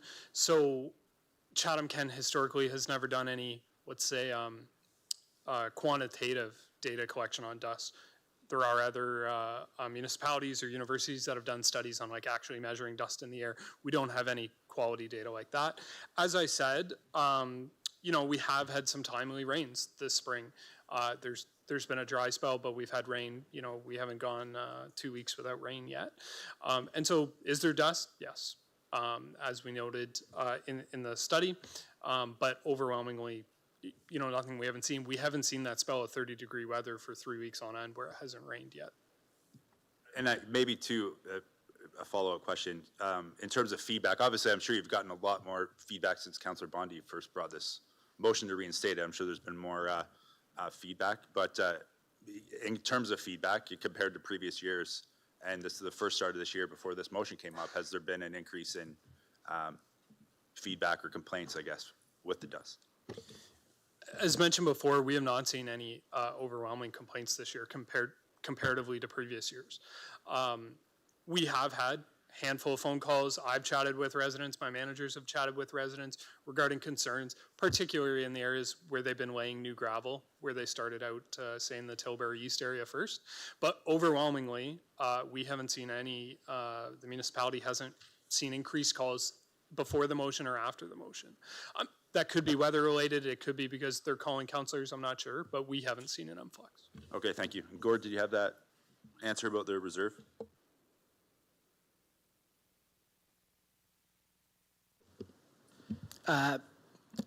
So I don't have it right up to date as far as what we spent in this year, but we had over 3 million in it at the start of the year. I just don't have a running total right in front of me of what council's approved since the budget. No, that's fair enough. And would you consider that this, you know, this motion and using these funds for from that reserve, would this be something that we would typically use? Like if we're reversing a decision that council has made, would this be an amount and a fund that we would usually use? Like I said earlier, we don't have any public works reserve that we're looking at. So this is where council looks when there's no other source to go to, a strategic reserve. And like we've debated, we don't know whether we're pulling 250,000 out or 500,000 or $1 million out. It depends on that tender result that will be coming to the August meeting that will have an actual amount for council to approve. And that would be up for council approval at that point, right? Like we'll see that number and we'll vote on it then? Absolutely. Okay, thank you. Okay, Councillor C. McGregor, followed by Councillor Wright. Thank you. And just some thoughts here, and I don't know if this changes anything, but number one, we're talking about the sole sourcing. How many does anybody know just off the top of the hand how many providers that we sourced from in the previous year? I know that it was mentioned that the one provider has been providing us for the last 30 years, but has there been more than one provider that we've sourced from? Thank you, Mr. Mayor, for the question. So I've been here 7 years, so I can't speak to before that, but I Okay, well, believe even the last 7 years, I'll be happy with that. they've all been the same supplier. Okay, so. And I will say, I believe in those 7 years, it's been tendered 3 times, and historically, we've had 2 bidders on those contracts. There are other vendors who have, I'm not aware why, but they didn't bid. There are other vendors I can, from our neighboring municipalities, see their tender awards, but we have historically had 2 bidders on our contract. But used one? Correct. Okay, because I was going to say if you've used more than one bidder, or more than one bidder, then throughout different areas, I would suggest you contact them both, not just one. But if it's only been one, then that eliminates that. So the other thing, as you're going through this, and maybe for this year, as we try and maybe correct it for next year going forward, can we not even look at doing some specialized areas, like the roads that were re-gravelled this year, because those tend to be much worse than the other, and then high traffic roads, like roads I don't know if it was Skane or the road that they mentioned that is being used when cars are being diverted from the 401. I know between Wallaceburg and Tupperville, John Park Line is a highly used and a busy gravel road. So I think we've identified what roads need to be gravelled on a 4-year basis, and I know there was a report that said there's other gravel or roads that need it because of higher usage. Like, should we not maybe be looking at those? And you know, maybe it's not a full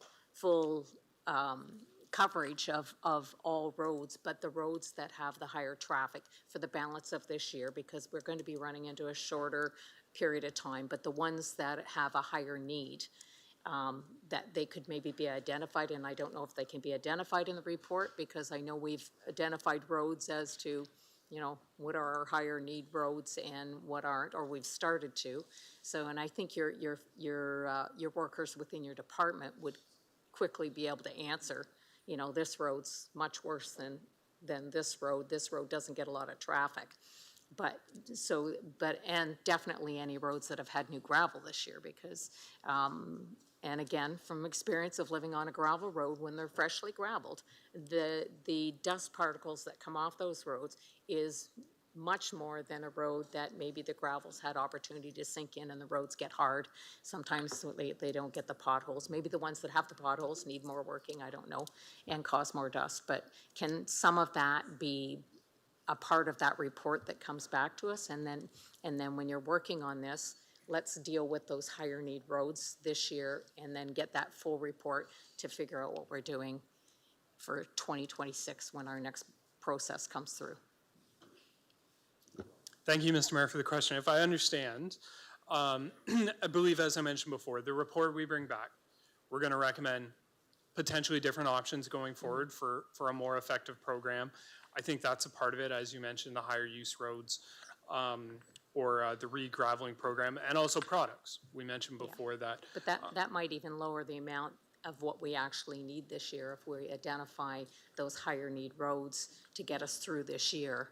And then when we get that full report, we can figure out what's going to happen moving forward.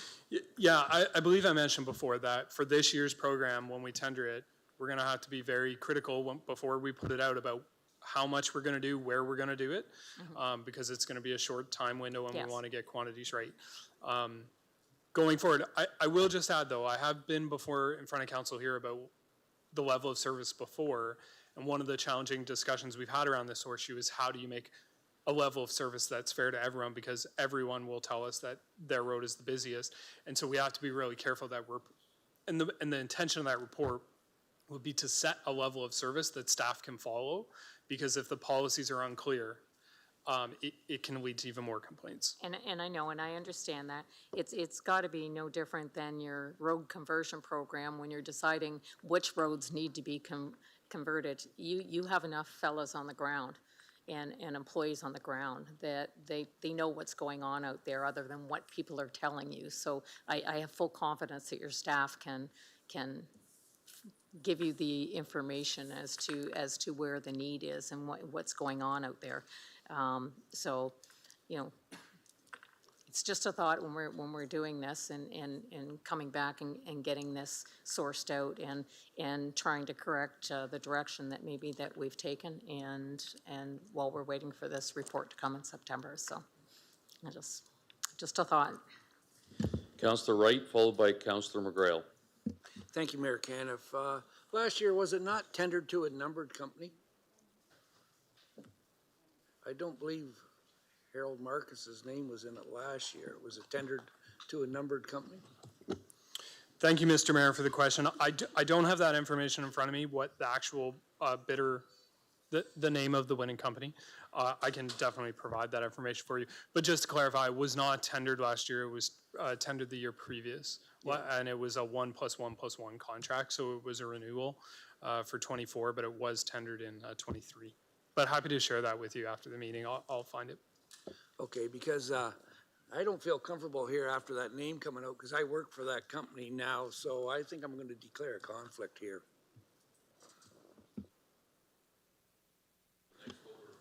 Well, because he's mentioned Harold Marcus's name, and I do work for him, so I don't feel comfortable here.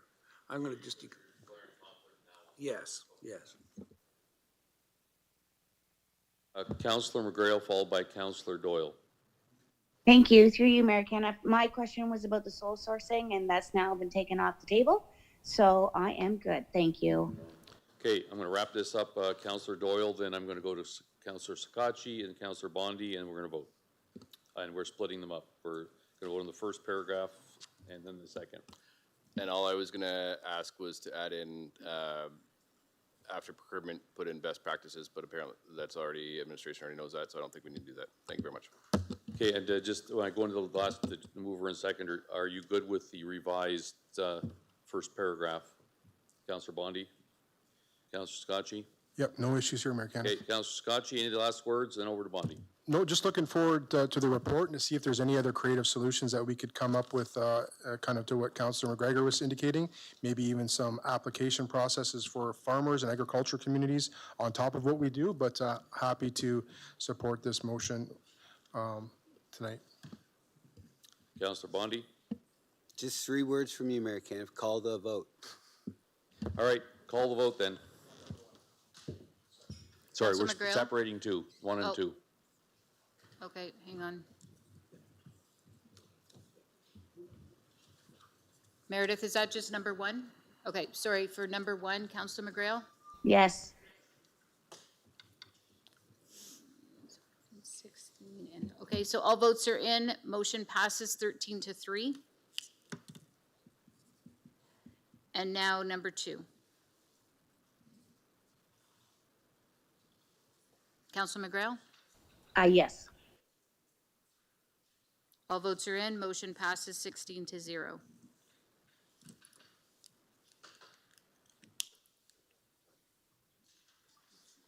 right. Let's see here. Where are we going next?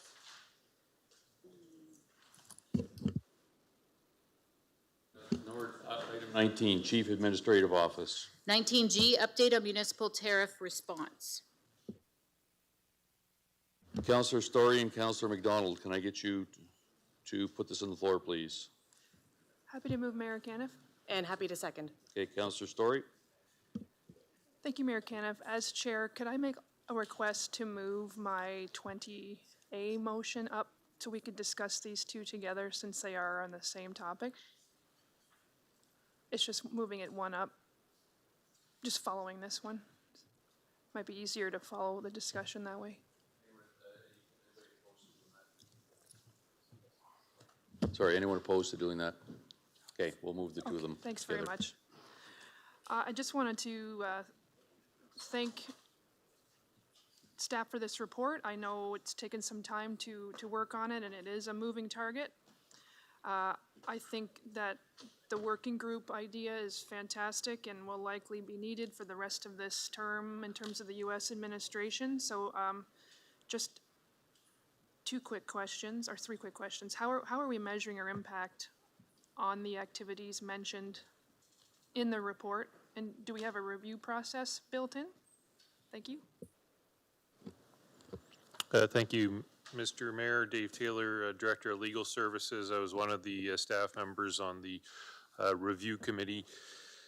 So, Councillor, some of the matters that we dealt with in this report will be easy to measure and can be measured, and some of them are probably, too difficult to measure, where you'd have to spend more resources in order to measure, which obviously is not something we could recommend. So, for example, on some of the employment services discussion there, those are areas where there's already a lot of data being captured as some of those services are provided, and so we'll be able to potentially see some trends.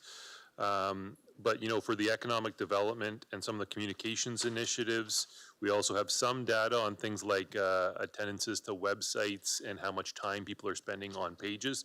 But on other sides of the business work, businesses seeing more sales or people experiencing more staycations, those are the kinds of things that we're really just hearing anecdotally. So there are a couple of good data sets here that we'll be able to tap into to kind of analyze this, but certainly there's a number of initiatives as well that just don't lend themselves to kind of a concrete data analysis. Okay, thanks for clarifying that. would it be possible, and I apologize if I missed this, when are you coming back to council next? Have you planned on coming back to council at any point? Thank you, Mr. Mayor. At this time, there isn't a current council direction informing us to come back, and we haven't had discussions about an obvious next time for an update. But that's not to say that we won't be back. I would anticipate that there may be other changes. Certainly one of the only constants in this administration's approaches has been change.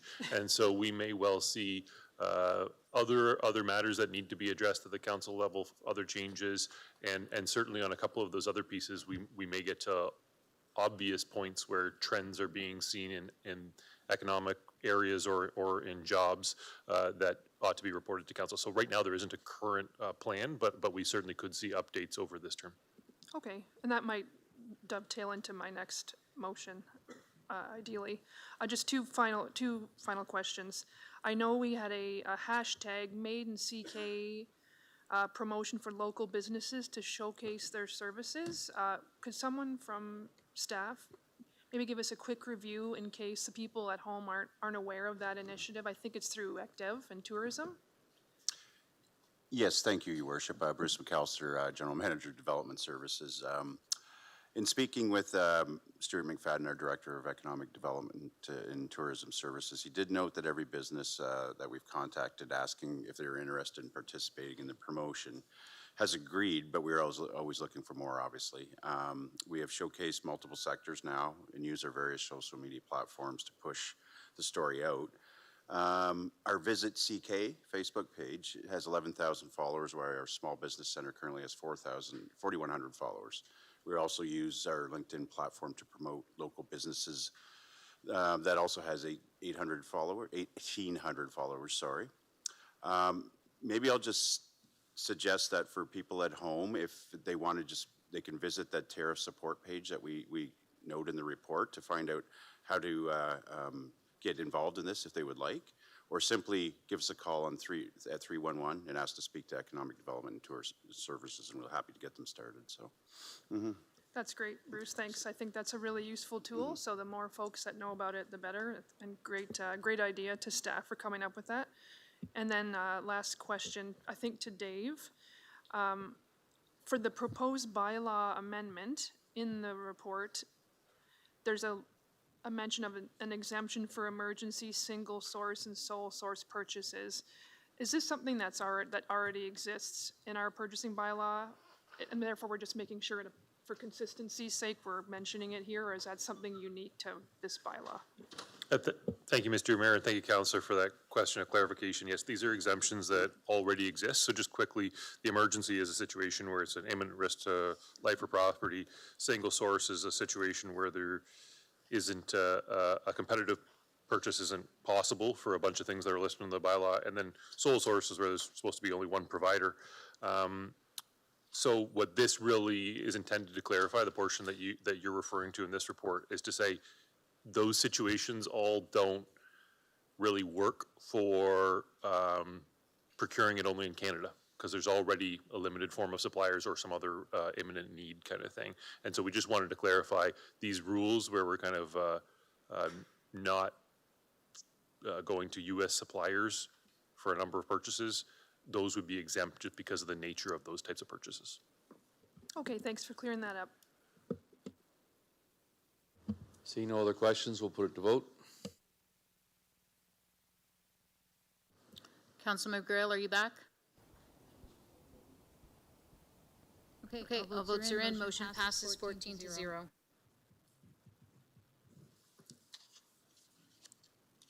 Okay, we'll go to we'll skip over to item 20, Finance, Budget, Information Technology, and Transformation. 20A, motion by Councillor Story regarding economic impact of tariffs in the community and possible support options. Councillor Story. Thank you, Mayor Caniff. Now that I've had a chance to read the report from administration, I'd like to amend my motion because I do think that items A, B, and D are addressed in the staff report that we just approved. So I would like to just take those out because I think those have now been addressed. So I'll just speak to that item, if that's all right. Oh, sorry, do we need a mover? maybe I'm ahead of myself process-wise. Second that, please. I'll second that, thank you. Sorry about that. Thank you. Yeah, we're good, yeah. Okay, so basically, thank you to staff for, the team for bringing that detail back. It did address the majority of items that I had initially referred to a few months ago when this first came to our attention. So and just to give you a quick background as to why I wanted to keep this in, and I still think this is a reasonable approach to look at. Basically, it's the Girl Guide's motto of be prepared, and this is really the reason behind this motion. We've talked a lot tonight about having our background information and having the outcomes to be measured and what we're measuring and why and the importance of that. And I think that would still apply in this case. The new website is great. A lot of very useful information on there. The social media campaigns are very helpful as well. And this particular item in the motion seeks to build on that, basically keeping that roadmap of having the information and the data available. Just like our community safety and well-being report, we can't manage what we can't measure. And so I believe that an economic assessment, a high-level economic assessment, would be helping to measure that. I know there's a lot happening locally, nationally, globally right now around the world, and the tariff issue has in some cases fallen off the radar, but it still hasn't gone anywhere. You know, even just this week we have a new tariff impact, and we're already facing some economic challenges as we heard tonight, and I think the tariffs as they stand right now are making that forecast a little more uncertain and challenging. Just a few stats that right now, May was the worst month for Canadian manufacturing since the height of the pandemic. Job figures released last week show that tariffs are beginning to take a bite out of the Canadian economy, and really the biggest teeth marks are right here in southwestern Ontario. This goes beyond manufacturing. Our steel and aluminum sector are now facing a brand new 50% tariff, which according to the CEO of the Canadian Steel Producers Association, that the door has now been slammed shut to the US market for Canadian steel, and that these tariffs are a further blow to Canadian steel that will have unrecoverable consequences. By a rough count, there are at least 12 businesses in Chatham-Kent with well over 1,000 workers in the steel and aluminum sector. So I think it's a reasonable approach to consider looking at that specifically. And this is a team effort, as we've mentioned before, and since that initial staff response, which I think was very helpful, we have seen job loss and negative impacts, and that's just in the first 3 months. And I think the staff report captures very well what we're doing for our own corporation as a municipality. We're almost a $500 million corporation, and I think it would be irresponsible to not look at that, our internal operations. So I'm really glad that we captured that. I think the next piece to that would be looking at Chatham-Kent not to build on the corporation piece, but Chatham-Kent as a community, and looking at those economic impacts. We have thousands of employees at risk, businesses laying off workers, pausing investment, pausing hiring.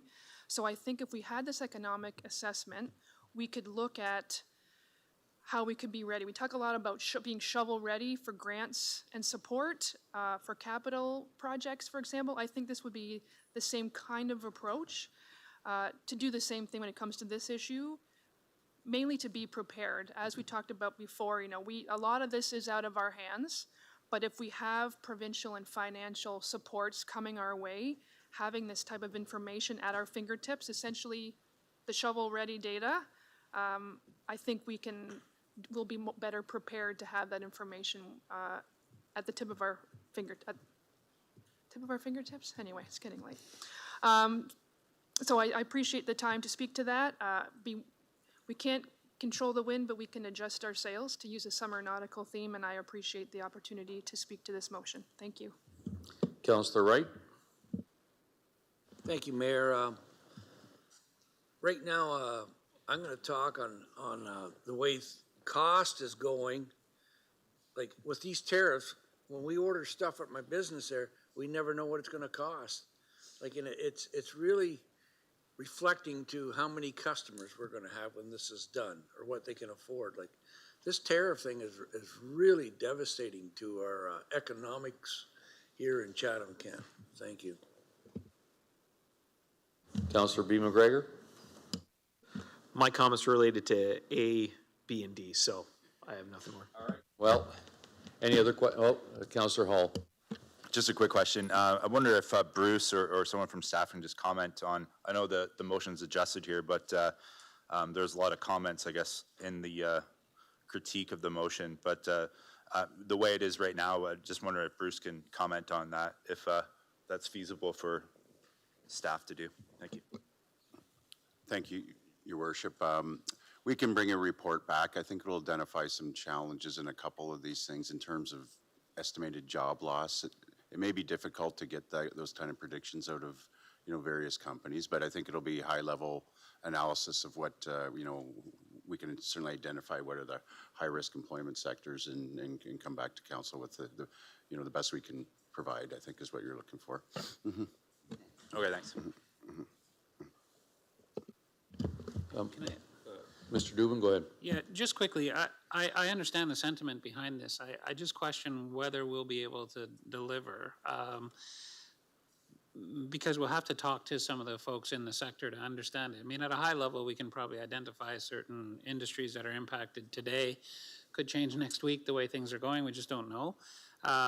But there's no obligation on any of these businesses to share information with us, nor do they want to, because they don't want it to be public if in fact they are thinking of, downsizing or anything like that. So we'll certainly, if this passes, we'll take it back. But I've got to tell you that I'm not sure we will have the resources to deliver what you're asking for. In which case we might have to come back and say, look, if you want more information, this is the best we can do, but if you want more information, there may be a cost to that. We do have good connections, but we don't have all the answers to some of the questions that I think are being posed. So we'll endeavor to do it. I just don't want to leave an expectation that is much higher than I think we'll be able to deliver on. And I think this is, sorry, I'm just going to add a little comment as well, is that I was at a chamber event, and the Chamber of Commerce nationally does an analysis of all of this. And they gave, where they were speaking, they gave a number in Chatham-Kent, said X thousand of people are potentially exposed here, and gave a number. So I'm not sure, we could pull that number and put it in a report and say that, but I'm going to Mr. Dubin to say, if we call up company X and say, well, how many people do you think? Well, I don't want to share that. So all of a sudden the data that we've got, unless we have 100% data that we're assuming, there's 1,000 assumptions going into this as far as how long is the tariffs going to last. If the tariffs only last another month, not a big deal. If they last another year or 2 years, so we have to make a ton of assumptions. And, I think we could really rely on the Chamber of Commerce, who's already done a whole lot of work in this field, to give us an idea. And then, as you talk about planning for the future, planning for the worst, well, we can take those numbers and say, worst case scenario, it's going to be this. And if we plan for the worst, then anything better we've already planned for. So I'm just trying to set realistic expectations of this report, because there are hundreds of assumptions you have to put in this to come up with an exact number. You have to have a range. Thank you, Mayor Caniff. Sorry. Councillor Story, any final words before we vote? Yes, thank you. No, it was not my intent to encourage staff to be contacting individual businesses asking for confidential information. That certainly was not my intent, nor to make hundreds of assumptions. I think, to Bruce's point, I think based on the economic development data we already have, it was intended to be a high-level assessment. And certainly if it was, completely overwhelming, we could revisit that, but I think it's reasonable to talk about who's impacted, a rough number of jobs impacted, the number of companies impact, on household earnings, basically like a SWOT analysis, which I think staff are more than capable of doing. But beyond that, no, I don't expect, a 30-page report, but I do think it is useful to start assessing the impacts. So we are seeing those now. So I appreciate, this was not an intent to be a make-work project or, to go down a path of 1,000 assumptions at all. I thought at high level, report based on the data that we already have existing. And certainly, if the Chamber of Commerce has that, pull from them and utilize their expertise. I think council, it would be helpful for us to see that. So I hope that clarifies it a little bit. Thank you for the opportunity to explain that. Just along that line, if at the end statement, is that something we could ask the chamber to come in and talk about? If they've already done the work, or we could work through that and like a report slash, depending on how detailed their report is, would they feel comfortable coming in talking about Chatham-Kent? I'm trying to go right to the source. I mean, we can have Bruce go out, talk to them. I just tossing that as an option. Sure, I think if that type of data could be included and maybe if staff could supplement what the chamber's doing, I think that would be a fantastic idea. Okay, so that's some guidance for this then, Stu. All right. Thank you for the. All right, with that, we'll put it to vote. Oh, okay. Councilor McGrail?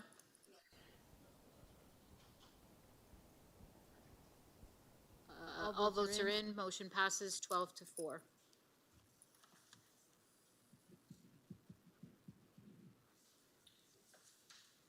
Okay, while we're on item 20, we'll just do the user fees update.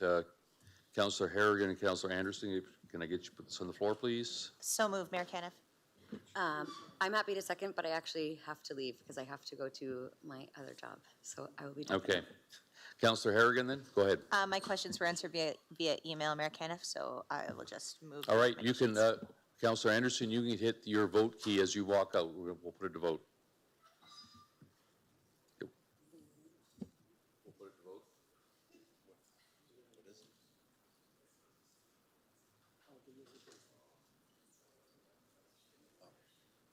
There we go.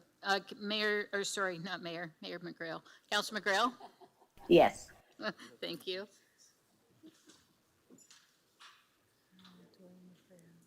All votes are in. Motion passed. Oh, Councilor Doyle, welcome. How do you vote? Thank you. All votes are in. Motion passes 17-2-0. Okay, we'll move back to item 19H. Bill 5 and York 1 Dresden landfill proposal. We have a quick verbal update from Mr. Taylor. Yeah, I'm hoping, Madam Clerk, we get the motion on the floor. Yes. Meredith, can we put the motion up on the screen? Thank you. Mr. Mayor, just to, before we start, this was a motion that, well, just as council knows, this is a supplementary agenda item. We got some news with regards to this item, and so we've added it to the agenda. It was quick, and therefore there was no report, and therefore the motion has not been public yet. So in order to vote on this motion, we require a 2/3 vote to waive notice. So maybe we should do that at this point to be able to continue on. Okay, just a show of hands, or do you want? I need a mover and seconder, and then. Okay, sorry, can I get someone to move it? Councillor Story, second by Councillor Jubenville. Any questions as to? It's up on the screen. It's up on the screen, all right. Councillor Doyle?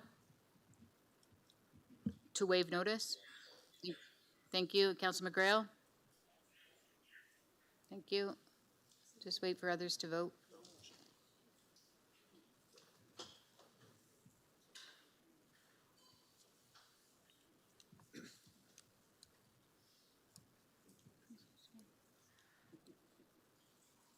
Councillor Doyle, okay, all votes are in. Motion passes 16-0.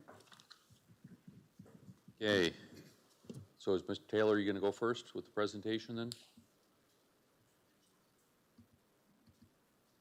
Should we read the motion? Okay. Yes, Councillor Jubenville, can I get you to put this on the floor, please? Yes, thank you, Mayor. And Councillor McGrail, can I get you to second that, please? Okay, Councillor Jubenville, go ahead. Do you want me to start with the whereas or just the now therefore? All of it's probably best for transparency. Okay. Whereas, despite strong Indigenous and community opposition to Bill 5 and unanimous council opposition to the exemption of 29831 Irish School Road, Chatham-Kent, from an Environmental Assessment Act process, the province of Ontario has passed Bill 5. And whereas, due to the destructive impacts that this will have on Dresden and the surrounding areas, council and the community must continue to voice concerns and consider available tools to stop the proposed landfill and recycling facility. And whereas the province has promised that it will ensure that this proposal will undergo extensive environmental processes. And whereas with the quick passing of Bill 5, these steps need to be taken as soon as possible, and thus notice of this motion tonight should be waived so that a vote can occur immediately. Now, therefore, in support of all impacted citizens and businesses and impacted Indigenous nations, Council calls on the province to reverse its decision to permit a landfill just north of Dresden at 29831 Irish School Road without a full EA process.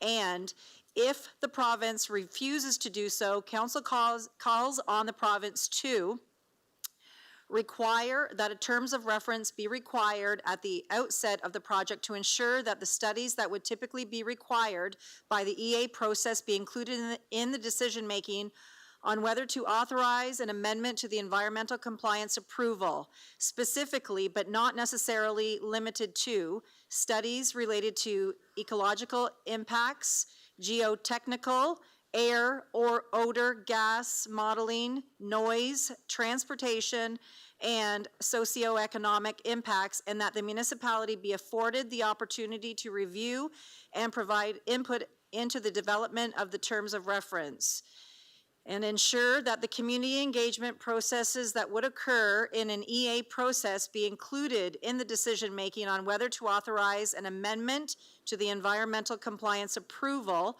to ensure that decision makers are aware of community impacts and concerns and follow its duties for Indigenous consultation and accommodation with the impacted Indigenous nations, and administration be directed to return to council with any steps that can be taken to continue to defend Dresden and mitigate the impacts of this provincial decision, including administration be directed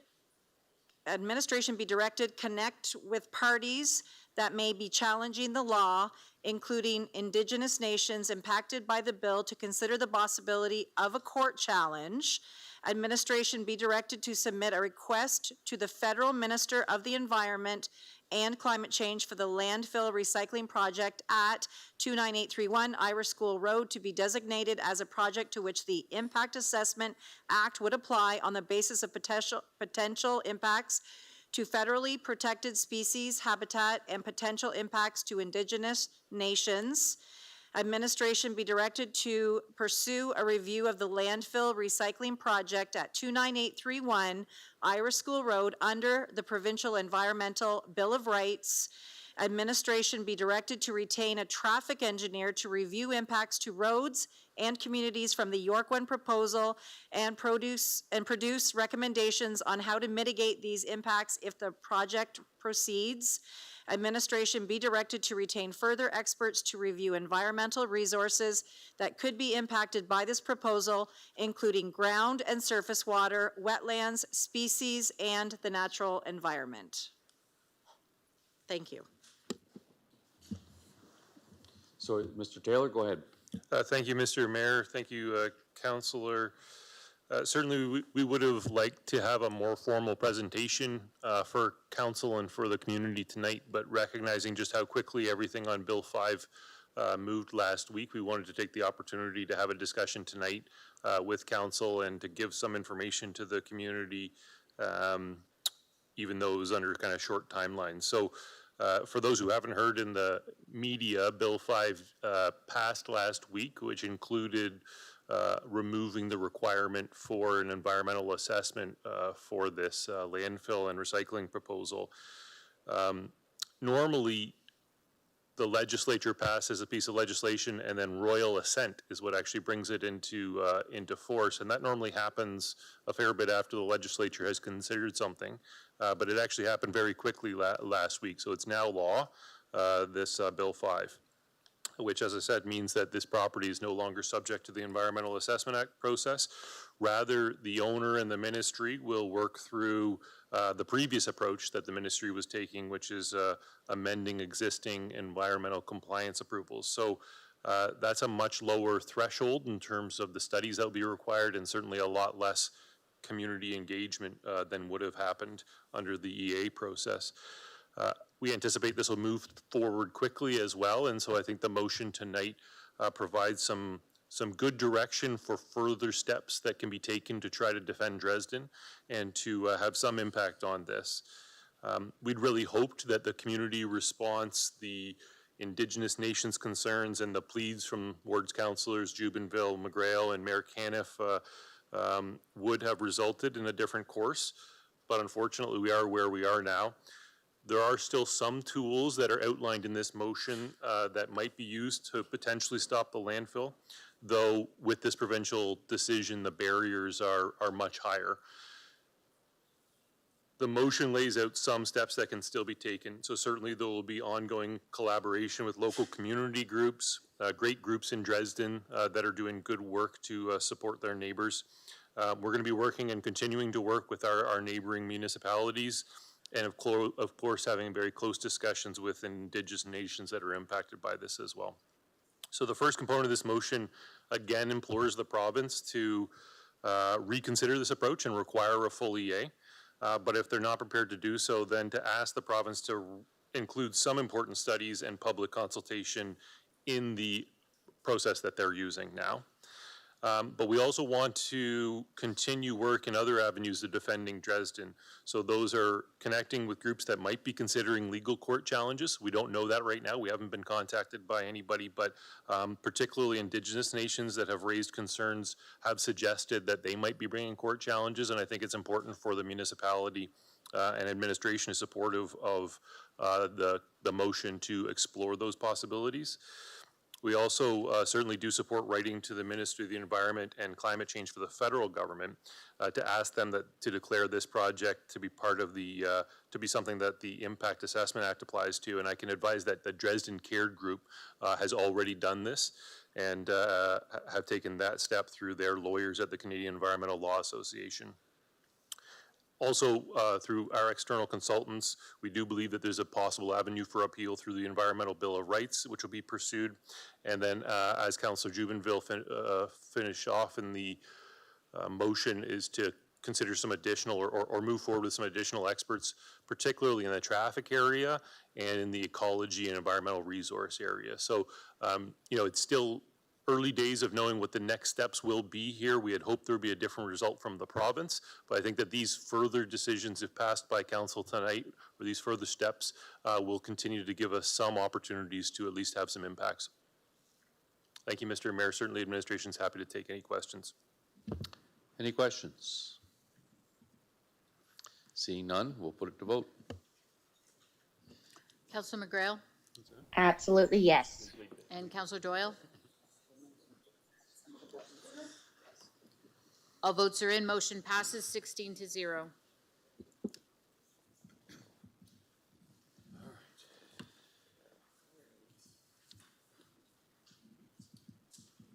We will move on to notice of motion. Councillor McDonald. Thank you, Mayor Caniff. I, Councillor Marina McDonald, hereby provide notice that I will bring forward the following motion at the June 23rd, 2025 council meeting for discussion and voting.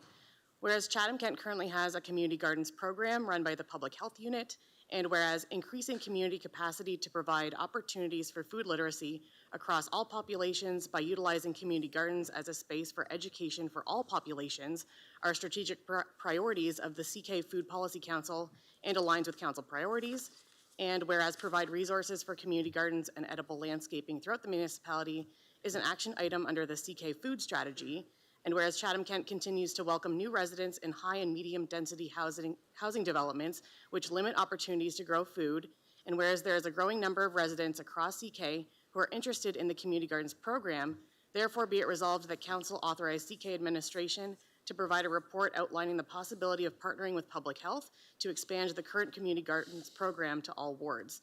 This report should include associated costs, a list of potential locations that are accessible and suitable for the purpose of a community garden, and opportunities for sponsorships, naming rights, and grants to offset costs. Thanks.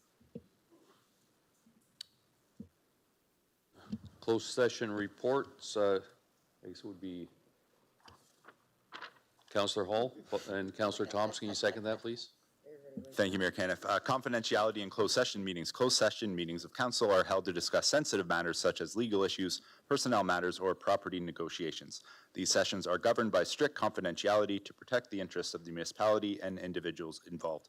Council members and staff are legally and ethically bound to maintain discretion, and any disclosure of information discussed in closed session may result in penalties or legal consequences. Closed session report from Monday, June 9th, 2025.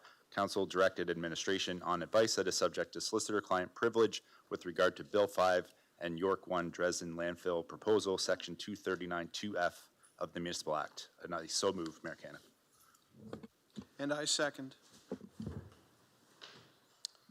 Well, any questions? Seeing none, we'll put it to vote. Councillor Doyle? Councillor McGrail? Yes. All votes are in. Motion passes 16-0. Communication items. Councillor Scotchy and Allen, can I get you to move those, please? Happy to move it, Mayor Caniff. So seconded. Any questions? Anyone opposed? Motion carries. Non-agenda business. Councillor Juvenville. Thank you, Mayor. I have two things. I just want to let everyone know that this weekend, Saturday, June 14th, Mitchell's Bay is having a car show. There will be cars, trucks, tractors, and motorcycles at the Main Street Park. So again, that's this Saturday, June 14th from 10 till 3. And it's kid-friendly, so there will be a kids' pedal tractor pull, and there will be vendors there. And secondly, I just wanted to, based on the new information that we've learned that Bill 5 passed, and we know that we have to pull together as a community. This not only affects Dresden and the surrounding areas, but this will affect all of Chatham-Kent. So we're asking, and we're just a reminder that we've got these wonderful signs. So we're encouraging everyone on council, staff, and anyone in the community throughout all of Chatham-Kent, if you would be so inclined as to host one of these signs in your yard, just to show the support for Dresden. They're available here at the Civic Center. They're available at the Dresden and Wallaceburg Municipal Centers as well. Dresden Cared and Dresden Together also has them available at some local businesses in Dresden. And you know, we have lots, so feel free to take two. They're also, you can stay updated with what's going on. The email address is on the website is on the bottom.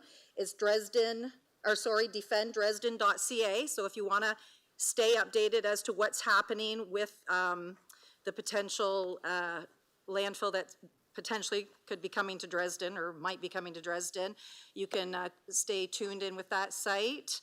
And I think that's it. There's some signs available in our lounge if anybody wants to take one tonight. And that's it. Thank you. Okay, we'll move to the first and second reading. Councillor Crew and Councillor McGrail, can I get you to move that, please? So moved. Anyone opposed? Motion carried. Third and final reading, Councillor Juvenville and Councillor C. McGregor. So moved. Seconded. Anyone opposed? Motion carried. Councillor Hall, can I get you to wrap it up? And Councillor McDonald, you get to be the final say today. Yes, I move that Chatham-Kent Council adjourn to its next meeting to be held on Monday, June 23rd, 2025, and that Chatham-Kent Council authorize itself to meet in closed session on that day to discuss any matters permitted by the Municipal Act. And seconded. Anyone opposed to wrapping up at 9:45? Great. See you, everybody. Thanks.